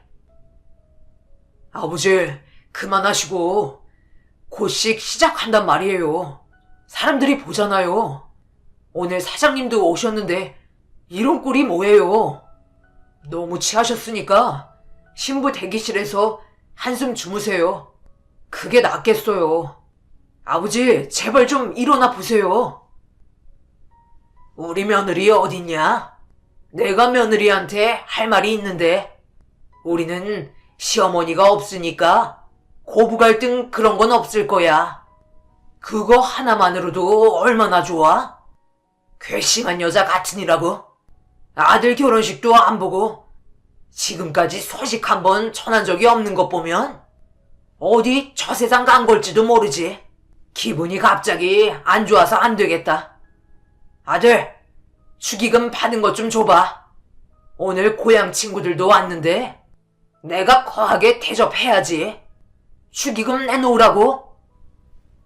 아버지는 난데없이 축의금을 달라고 행패를 부리셨고 하는 수 없이 신랑 측 축의금에서 봉투 몇 개를 지어드리며 결혼식장에서 내보냈습니다. 식은땀이 등 뒤로 흐르면서 도저히 아버지라 할 수 없는 저분이 제 아버지라는 것이 결혼식 날 많은 사람들에게 밝혀져서 창피하고 아내에게 너무나 미안했어요. 처갓집 식구들에게 죄송하다며 인사를 드리고 아버지가 없는 결혼식을 진행했습니다. 다행히 아버지는 더 이상 결혼식장에 들어오시지 않았고 결혼을 하고 한 달이 지나서야 갑자기 고향에 내려가신다면서 고향 친구들한테 갈 테니 자신은 신경 쓰지 말라며 가끔 주말에 내려오라는 말만 하시고는 그렇게 고향으로 내려가셨어요. 아내가 아버지를 무서워했기 때문에 한편으로는 걱정도 됐지만 아버지가 없는 신혼생활이 얼마나 다행인지 싶었습니다. 아내와 결혼한 지 한 달도 지나지 않아서 아이가 들어서자 당장 혼자 집에 있을 아내가 걱정이 되었어요. 평일에는 집에 없고 주말에만 집에 올 수 있었기 때문에 아내와 상의 끝에 임신 기간 동안은 친정집에 가 있는 방법을 선택했고 저 또한 주말에 처가댁으로 퇴근을 하면서 몇 개월을 함께 지냈습니다. 시끌시끌한 집에서 생활한 적이 없었던 터라 처갓집에서 지내는 몇 주는 적응하기 힘들었는데 매일 밖에서 먹는 밥을 먹다가 따뜻한 장모님의 집밥을 먹으니 처갓집 오는 것이 너무나 행복했습니다. 드디어 출산 날이 다가왔고 아내는 건강하게 아들을 출산했네요. 다시 신혼집으로 돌아와 아내는 홀로 육아를 담당하며 주말마다 집에 오는 반복된 일상이 지겨워질 때쯤 영원히 행복할 것 같았던 결혼 생활은 아들이 9살이 될 때 산산조각 깨졌고 결국 이혼까지 가고 말았습니다. 주말마다 집에 오면 집은 난장판이 되어 있었는데 일을 한다는 핑계로 집안일을 돌보지 않는 날들이 많아졌어요. 아내가 집에서 아들만 봐주면 밖에서 일하는 저는 마음 편히 일만 할 수 있을 텐데 아내가 집안일을 소홀히 하다 보니 항상 나와 있는 게 불안하면서 걱정이 늘 앞섰습니다. 집안일 하는 게 절대로 놀거나 시간 낭비로 보지 않는다고 말해도 아내의 고집을 꺾을 수는 없었고 결국 아들은 집에 혼자 있는 시간이 많아지면서 아내는 일을 나가게 됐어요. 평일에 남편도 없고 아들만 보며 지내는 시간들이 힘들 거라는 건 너무나 잘 알고 있었기 때문에 주말에 집에 오면 온종일 가족들과 시간을 보냈습니다. 하지만 아내는 어느 순간 실증을 냈고 뭔가 자신도 할 수 있는 일을 찾아야겠다며 밖으로 나가면서 일에 매진하게 됐네요. 그러다 보니 아들을 챙기는 건 뒷전이 됐고 어릴 적 엄마 품이 부족했던 전 아내가 아들과 함께 있어주길 바랬었습니다.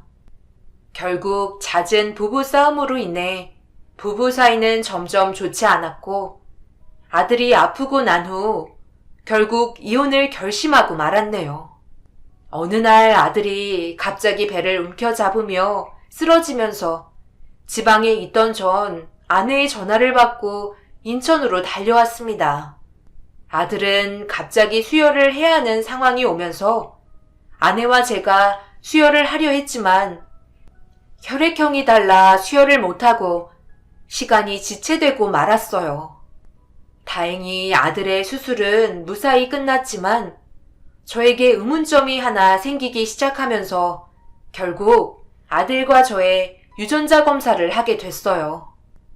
이렇게 의심이 들었던 적은 결혼 생활 9년 동안 많았지만 아들이 병원에 실려가게 되자 의심은 더욱 확신이 됐었고 그 이유는 처갓집도 그렇고 만나는 주변 사람들도 아들하고 저랑 닮은 구석을 못 찾겠다고 장난 반 농담 반 했었으며 그런 이야기를 들을 때마다 대수롭지 않게 넘어갔었어요. 그러다 병원에서 수혈을 해야 할 상황이 오면서 뭔지 모르겠지만 침대에 누워있는 아들이 내 아들이 아닐 수도 있겠다는 생각이 문득 들어 확인하기 위해 행동으로 옮겼습니다. 결과를 문자로 받기로 하고 일을 하는데 예상은 했었지만 그 예상이 틀리길 바랬었고 결과를 기다렸어요. 검사 결과 유전자는 불일치로 떴고 갑자기 모든 게 막막하기만 했습니다. 이 일을 어떻게 해야 할지 몰라 난감하면서 아내보다는 장모님과 장인어른에게 먼저 알려야겠다는 생각을 하고 주말에 집으로 가지 않고 처갓집으로 향했어요.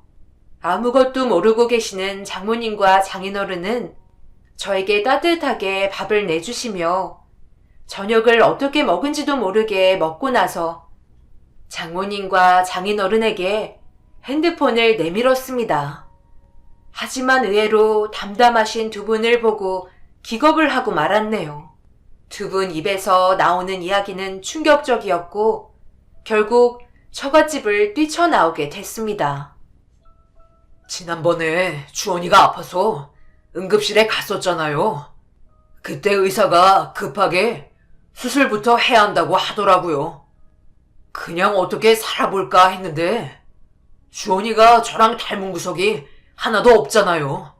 남들도 하는 소리가 다 똑같고 그래서 이러면 안 되지만 수술하고 나서 주원이 머리카락 들고 유전자 검사를 해봤는데 이런 결과가 나왔어요. 아버님, 어떻게 생각하세요? 주원이가 제 아들이 아니라는데 무슨 말씀이라도 해주셔야죠. 왜 다들 놀라시지도 않고 꿀먹은 벙어리가 되신 거예요? 혹시 이 사실 저만 모르고 있었던 건가요? 장모님, 왜 고개만 숙이고 계시고 저를 못 보시냐고요? 아내도 알고 있어요? 두 분 다 알고 계셨던 거죠? 주원이가 제 아들이 아니라는 거요. 근데 그걸 알고도 9년 동안 속이신 겁니까? 주원이는 알고 있어요. 말씀 좀 해보시라고요. 미안하게 됐네. 우리도 처음에는 몰랐어. 그런데 주원이가 8살 때쯤 일 바쁘고 하면서 자주 집에 없을 때 지연이가 울면서 전화가 왔네. 자네랑 이혼하고 싶다고 그러면서 주원이가 자네 아들 아니라고 말하는 거야. 우리도 얼마나 놀랐는지. 지연이가 자네랑 결혼하기 전에 만났던 사람이 있는데 군인이었나 보네. 군인이 책임질 수 없다니까 지연이가 겁이 났는지 어느 날 자네와 결혼하겠다고 우리 앞에 소개해주는데 우리는 자네가 성실하고 믿음직스러우니까 결혼하라고 한 거고 지연이 뱃속에 아이가 있는지 꿈에도 몰랐어. 그게 말이 돼요? 저랑 지연이랑 1년을 넘게 사귀었어요. 그럼 지연이가 저 몰래 양다리였다는 겁니까? 더 이상 지연이랑 못 삽니다. 이혼하겠습니다. 앞으로 주원이 얼굴 보는 것도 힘들 것 같고 지연이도 이미 저와 살고 싶은 마음이 없는 것 같아요. 집에 있는 시간보다 나가 있는 시간이 더 길고 이제 너무 지쳤습니다. 자, 자네한테 면목 없지만 주원이 우리가 못 키우네. 어떻게 들릴지는 모르겠지만 여자가 혼자 아이 키우는 게 얼마나 힘든 세상이야.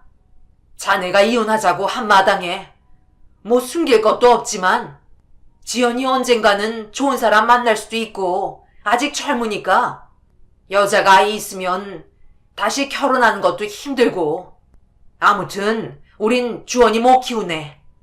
자네가 못 키운다면 고아원으로 보내야지. 그게 무슨 말이세요? 엄마가 있는데 왜 주원이를 고아원에 보냅니까? 당신들이 그러고도 할머니 할아버지예요? 주원이가 불쌍하지 않으세요? 친손주잖아요. 어떻게 고아원 이야기를 아무렇지 않게 하실 수 있으세요? 제가 그동안 알고 지낸 장인 장모님 맞으세요? 지연이가 그런 선택을 한다고 해도 말리셔야 할 판에 같이 맞장구 치면서 주원이를 못 맡겠다니. 그럼 주원이 제가 키우겠습니다. 대신 주원이 얼굴 앞으로 평생 못 볼 거 각오하세요. 사람이 염치가 있으면 주원이랑 제 앞에 나타나지 않겠죠. 장모님이 아내에게 전해주세요. 당장 짐 싸서 그 집에서 나오라고요. 이혼 서류는 여기로 보내겠습니다. 앞으로 절대 마주치는 일 없었으면 좋겠네요. 너무나 억울하고 미칠 것 같아 더 이상 처갓집에 있을 수 없어 문을 박차고 나왔습니다. 저야 제 자식이 아니라지만 친손주를 단번에 안 보시겠다니 정말 듣고도 믿을 수 없었고 저런 분들을 가족이라며 지내왔던 시간들이 너무나 아까웠어요. 아내와는 더 이상 얼굴을 보지 않았고 이혼을 하면서 당장 주원이를 맡아 키워야 했습니다. 모든 상황이 달라졌는데도 주원이는 강하게 버텨줬고 엄마 없이 살 거라는 걸 이미 짐작이나 한 사람처럼 의연했습니다. 꼭 어릴 적 저를 보는 것 같아 같은 핏줄이 아니더라도 정말 내 자식 같은 동질감을 느꼈어요. 주원이만큼은 제가 살아온 지난 과거처럼 살게 해주고 싶지 않아 사랑을 많이 받고 자라게 해주고 싶었어요. 트레일러 기사 일을 하면 나가 있어야 했기 때문에 아들을 위해서 트레일러 기사를 그만두고 배달 일을 시작했습니다. 트레일러 일을 할 때보다 수입은 많지 않았지만 배달 일을 하면서 매일 아들과 함께 있을 수 있었고 단둘이 남부럽지 않게 행복한 나날들을 보냈습니다. 아들이 고등학교에 들어가기 전 상담을 할 일이 있어서 학교를 찾아갔을 때 담임 선생님으로부터 놀라운 이야기를 듣게 되고 말았어요. 자식을 사랑으로만 키우면 되는 건 줄 알았는데 선생님의 말을 듣자 앞으로 아들과 살아갈 계획을 구체적으로 짜야겠다는 생각을 했습니다. 아들에게 많은 걸 못해주는 제 자신이 비참해서 선생님의 조언을 고민해봐야 했어요.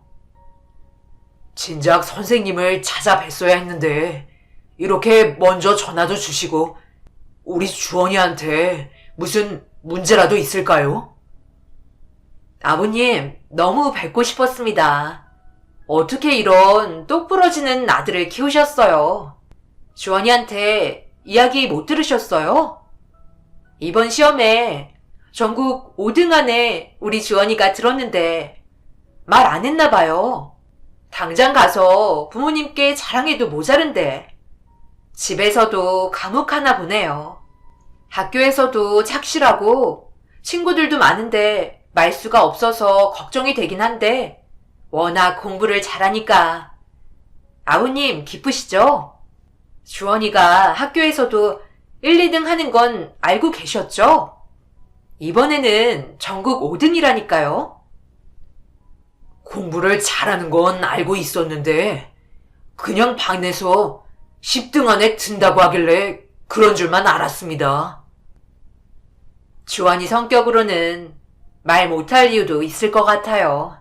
저도 아버님과 주원이 상황을 들어서 알고는 있지만 주원이 성적으로는 고등학교는 물론 대학도 문제없이 명문학교로 갈 수 있습니다. 고등학교 때부터 주원이가 좋은 학교로 간다면 어떨까 싶어서 이렇게 아버님을 학교까지 모신 겁니다. 주원이는 상위 1% 학업 성적을 가지고 있어요. 남들처럼 여기서 고등학교 나올 수 있죠. 그런데 잘하는 아이들 틈에서 주원이가 선의의 경쟁을 하면서 실력을 쌓는 건 좋다고 생각합니다. 항상 주원이를 보면 친구들 공부 가르쳐주는 모습을 많이 보거든요. 실력이 비슷한 친구들과 학교 생활을 하는 게 주원이에게 자극이 되고 좋을 것 같아서요.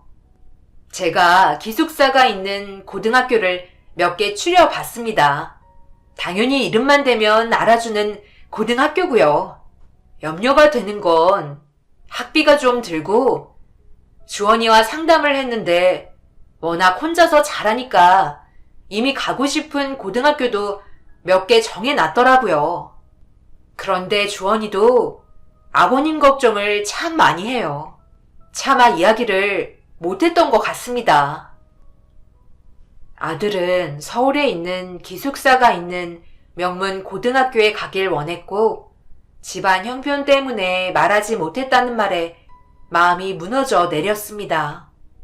잘 키우고 있는 줄만 알았는데 뭔가 뒤통수를 맞은 것 같았고 아들이 평범한 집안에서 잘 자랐다면 당연히 칭찬받고 대견해야 할 일인데 왠지 저와 함께 있어서 이렇게 공부를 잘하는데도 죄송해야 하는 아들의 입장을 생각하니 억장이 무너졌습니다.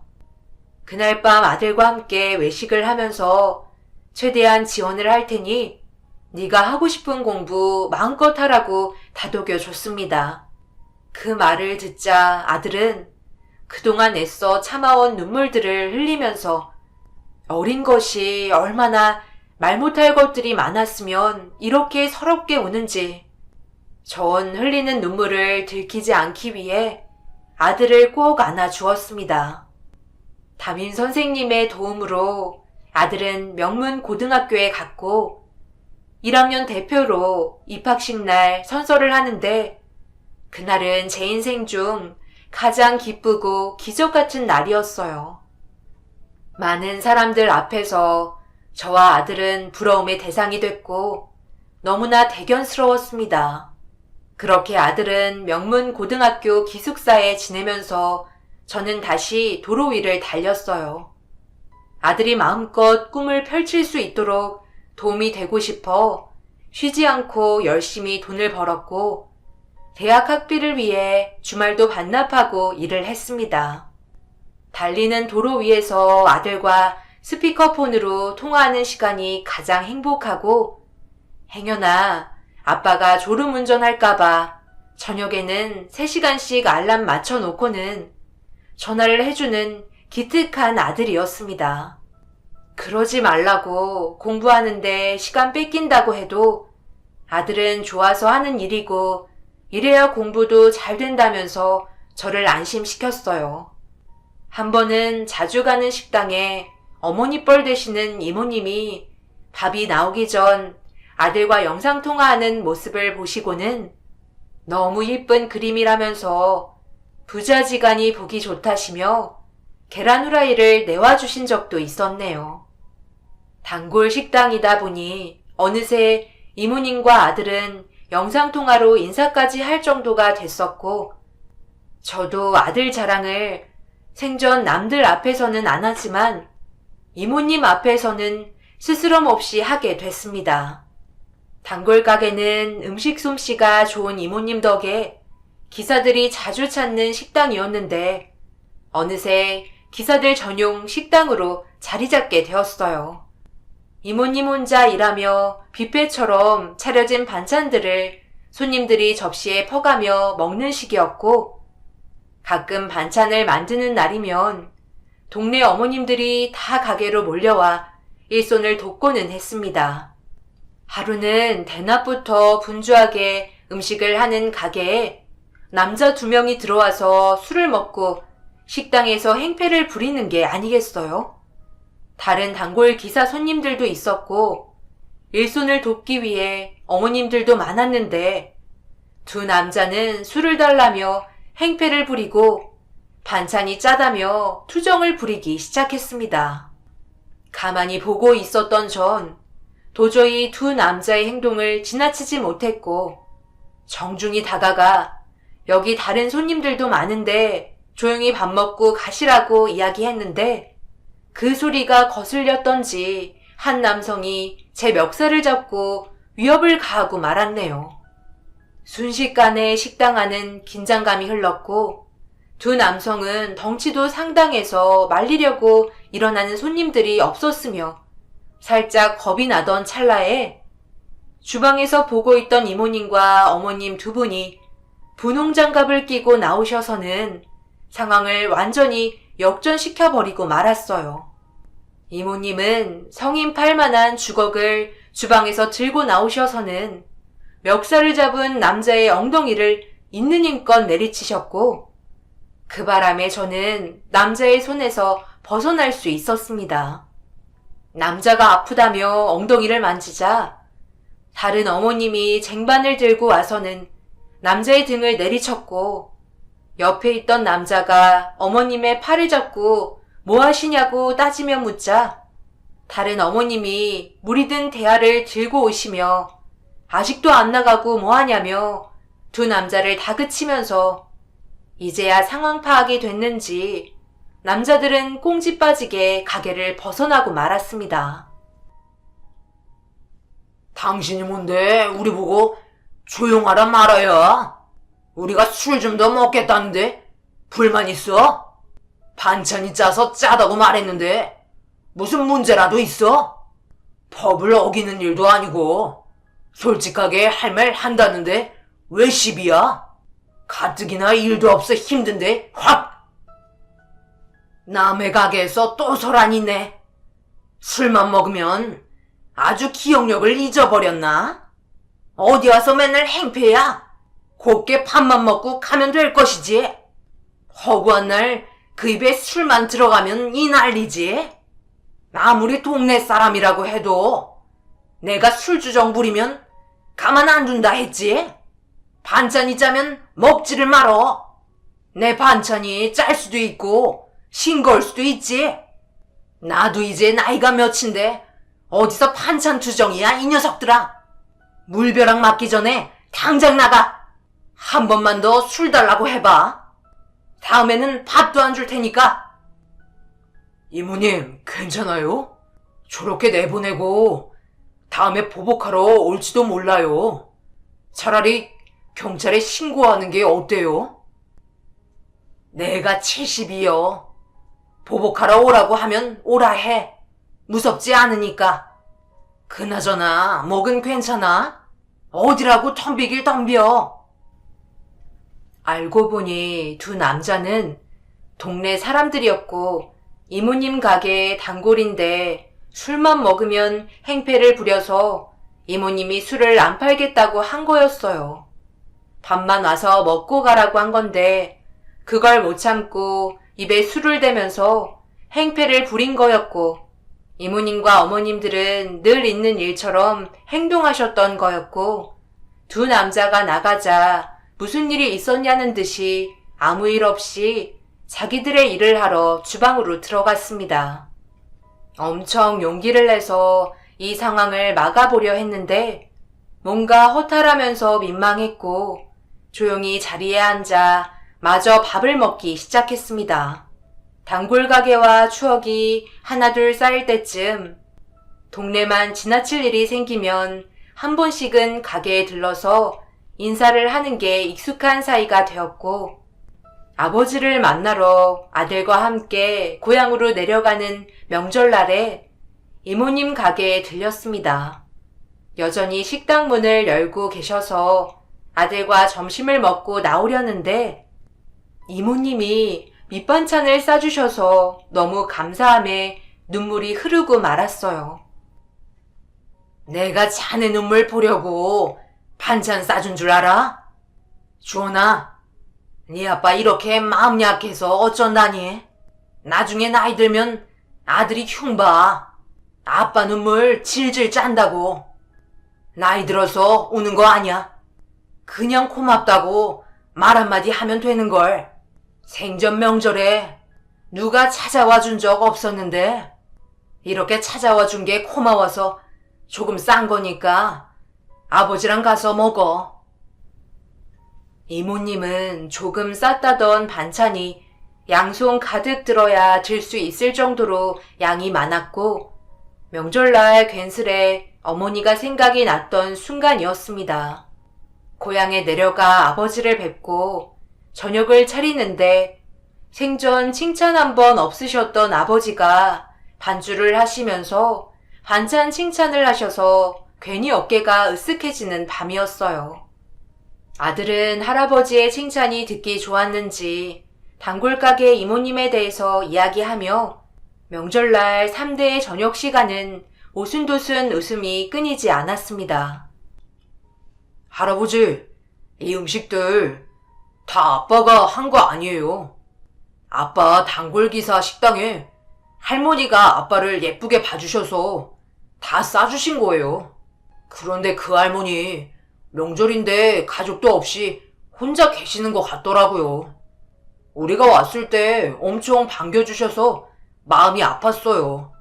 명절날 식당에 손님도 없을 텐데 아빠가 찾아뵙겠다고 전화하니까 싫다고 하시면서 혹시 몰라서 아빠랑 들렸는데 문 열고 기다리고 계시더라니까요. 안 갔으면 진짜 큰일 날 뻔했지. 그렇지 아빠? 식당 사장님이 젊을 때 아들을 잃었대요. 아버지랑 나이도 비슷하신 것 같은데 엄청 정정하시더라고요. 손맛이 좋아서 식당도 잘 되고 여기랑 그렇게 멀지도 않아요. 다음엔 아들이 갈 때 한번 들려요. 아버지, 그리고 주원이 유명한 대학에 합격한 거 아시죠? 우리나라에서 이름만 대면 모르는 사람 없는 그 대학이요. 이제 경로당 가면 손주 자랑하실 거 있으셔서 좋겠네. 아버지는 좋으시겠어요. 손주가 아들보다 낫죠? 그냥 돈만 잘 벌면 되지. 사는 놈이 바로 일이나 할 것이지. 공부는 해서 뭐하냐?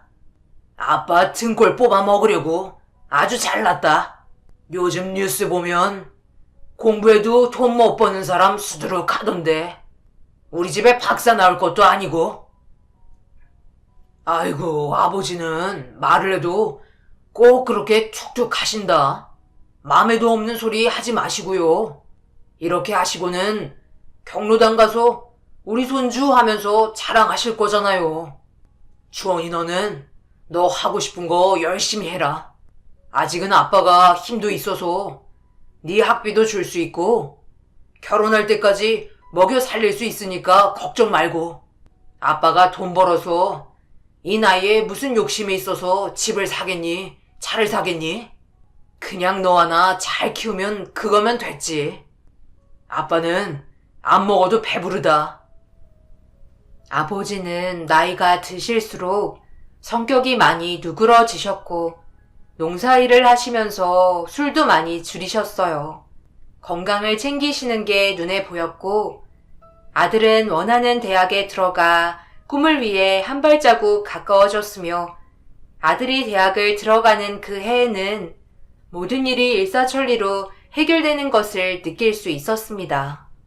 그동안 이래저래 진 빚도 모두 갚고 아들 대학 등록금으로 모아둔 통장을 보면서 입가에 미소가 절로 나왔어요. 서울로 올라가기 전에 단골가게 이모님네 가서 저녁을 먹고 하룻밤 차에서 자고 새벽에 올라가려고 식당에 들렀는데 식당 안은 아무도 없었고 무슨 일인지 이모님을 불러도 주방에서 나오질 않았어요. 평소처럼 접시를 들어 밥을 먹으려고 하는데 이상하게 기분이 쎄한 것을 느꼈고 혹시나 하는 마음에 주방을 들어가 봤습니다. 그런데 주방이 난장판이 되어 있었고 음식들이 땅에 떨어져 있어서 무슨 일이 난 것을 느낄 수 있었어요. 식당을 나와 조금 걷자 어디선가 살려달라는 소리가 들렸는데 주위를 아무리 둘러봐도 소리가 나는 곳을 찾을 수 없어서 분명 이모님이 잘못된 것을 느낄 수 있었어요. 혹시 몰라 119에 전화를 걸면서 식당 주소를 알려주었고 소리가 들리지 않더니 전화를 끊자 다시 살려달라는 소리를 듣게 되면서 식당에서 떨어진 콘크리트 농수로에서 이모님을 발견하고 말았습니다. 수로가 깊어 이모님을 빼내는데 힘이 부족했고 그때 마침 구급차 소리가 들려 차를 멈춰 세워 대원들과 이모님을 함께 구했어요. 이모님이 병원으로 이송되면서 이야기를 들었는데 음식을 하다가 갑자기 가슴 통증이 와서 사람들이 다니는 길로 나가 도움을 청한다는 게 정신없이 가다 보니 농수로가 있는지도 모르고 가다가 발을 헛디뎌 빠졌다고 해요. 다행히 이모님이 느꼈던 통증은 심각한 건 아니었고 오히려 통증으로 인해 가슴 검사를 하게 되면서 물혹이 잡힌 것을 제거할 수 있게 되었다고 했습니다.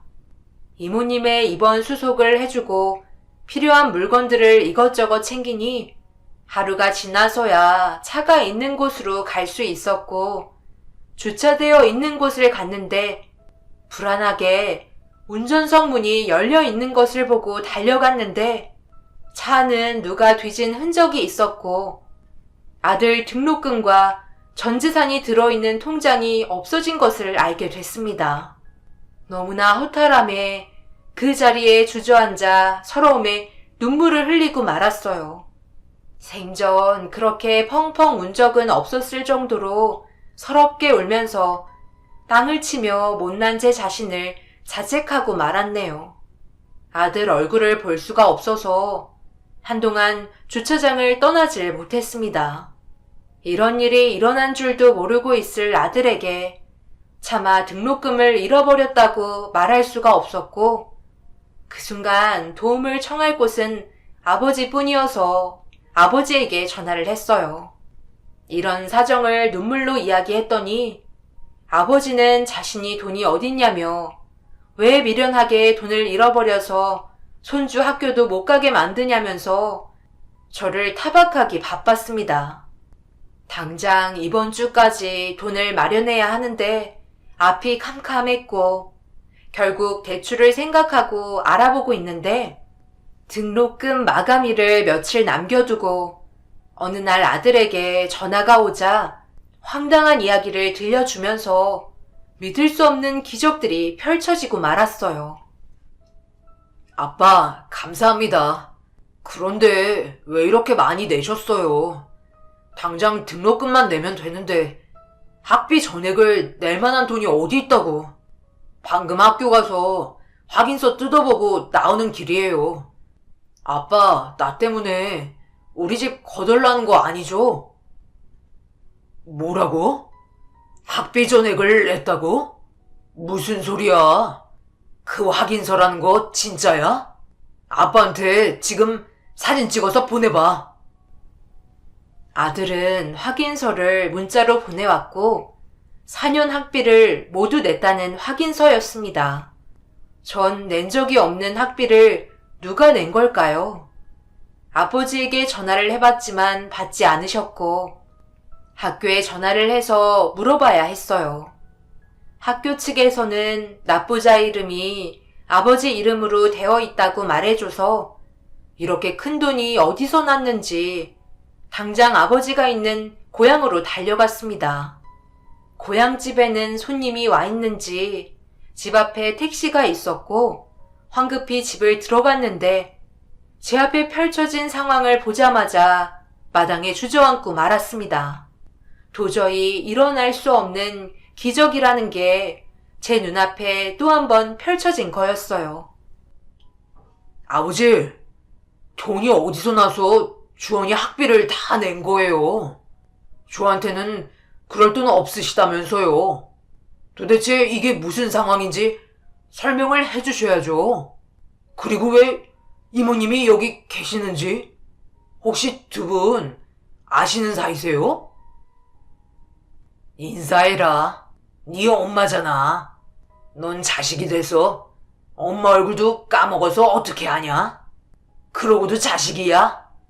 그렇게 드나들면서 눈치 한 번을 못 채고 남남으로 살았으니 난 딱 네 엄마 음식 솜씨 보고 알았는데 명절날 가져온 반찬들 먹어보니까 네 엄마 음식이었어. 나이도 비슷하다고 하고 집 나가고 어디서 식당이나 하면서 살고 있을 줄 알았는데 진짜 식당을 하고 있을 줄이야. 네 엄마가 음식 하나는 잘했다. 그래서 내가 그거 하나 마음에 들었는데 주원이한테 너 몰래 식당 주소 받아서 한번 간 적이 있어. 딱 네 엄마더라. 나보더니 얼마나 놀라던지. 퇴원해서 곧장 우리 집으로 온 거야. 근데 네 소식 듣고 그래도 어미라고 할미 노릇 한다는데 누가 말려? 아예 1년치 말고 4년치 학비 다 내라고 내가 꼬셨다. 애비 하나 잘 둔 거 아니냐? 도저히 믿을 수 없는 사실들을 알게 되자 일을 하면서도 헛웃음이 나왔고 마냥 바보처럼 실실 쪼개는 게 일상이 되면서 꿈인지 생시인지 몸이 둥둥 떠다니는 것 같았어요. 올해 주원이는 대학 2학년이 됐고 어머니는 아버지와 합치셔서 같이 기사식당을 하시고 계십니다. 저는 다시 트레일러 기사를 하며 도로 위를 달리고 있지만 주말마다 어머니 식당으로 가서 따뜻한 밥을 공짜로 먹고 있어요. 생각해보면 아들이 제 곁에 있는 것도 기적이고 음식 솜씨로 집 나간 어머니를 찾아낸 아버지의 입맛도 기적이고 모든 게 기적이 아닌 게 없더군요. 앞으로 어떤 사소하고 놀라운 기적이 제 앞에 펼쳐질지 사는 게 즐겁습니다. 제 글을 들어주신 여러분들도 항상 긍정적으로 사시길 바랍니다. 그렇게 마음먹으니 사는 게 즐겁더군요. 감사합니다.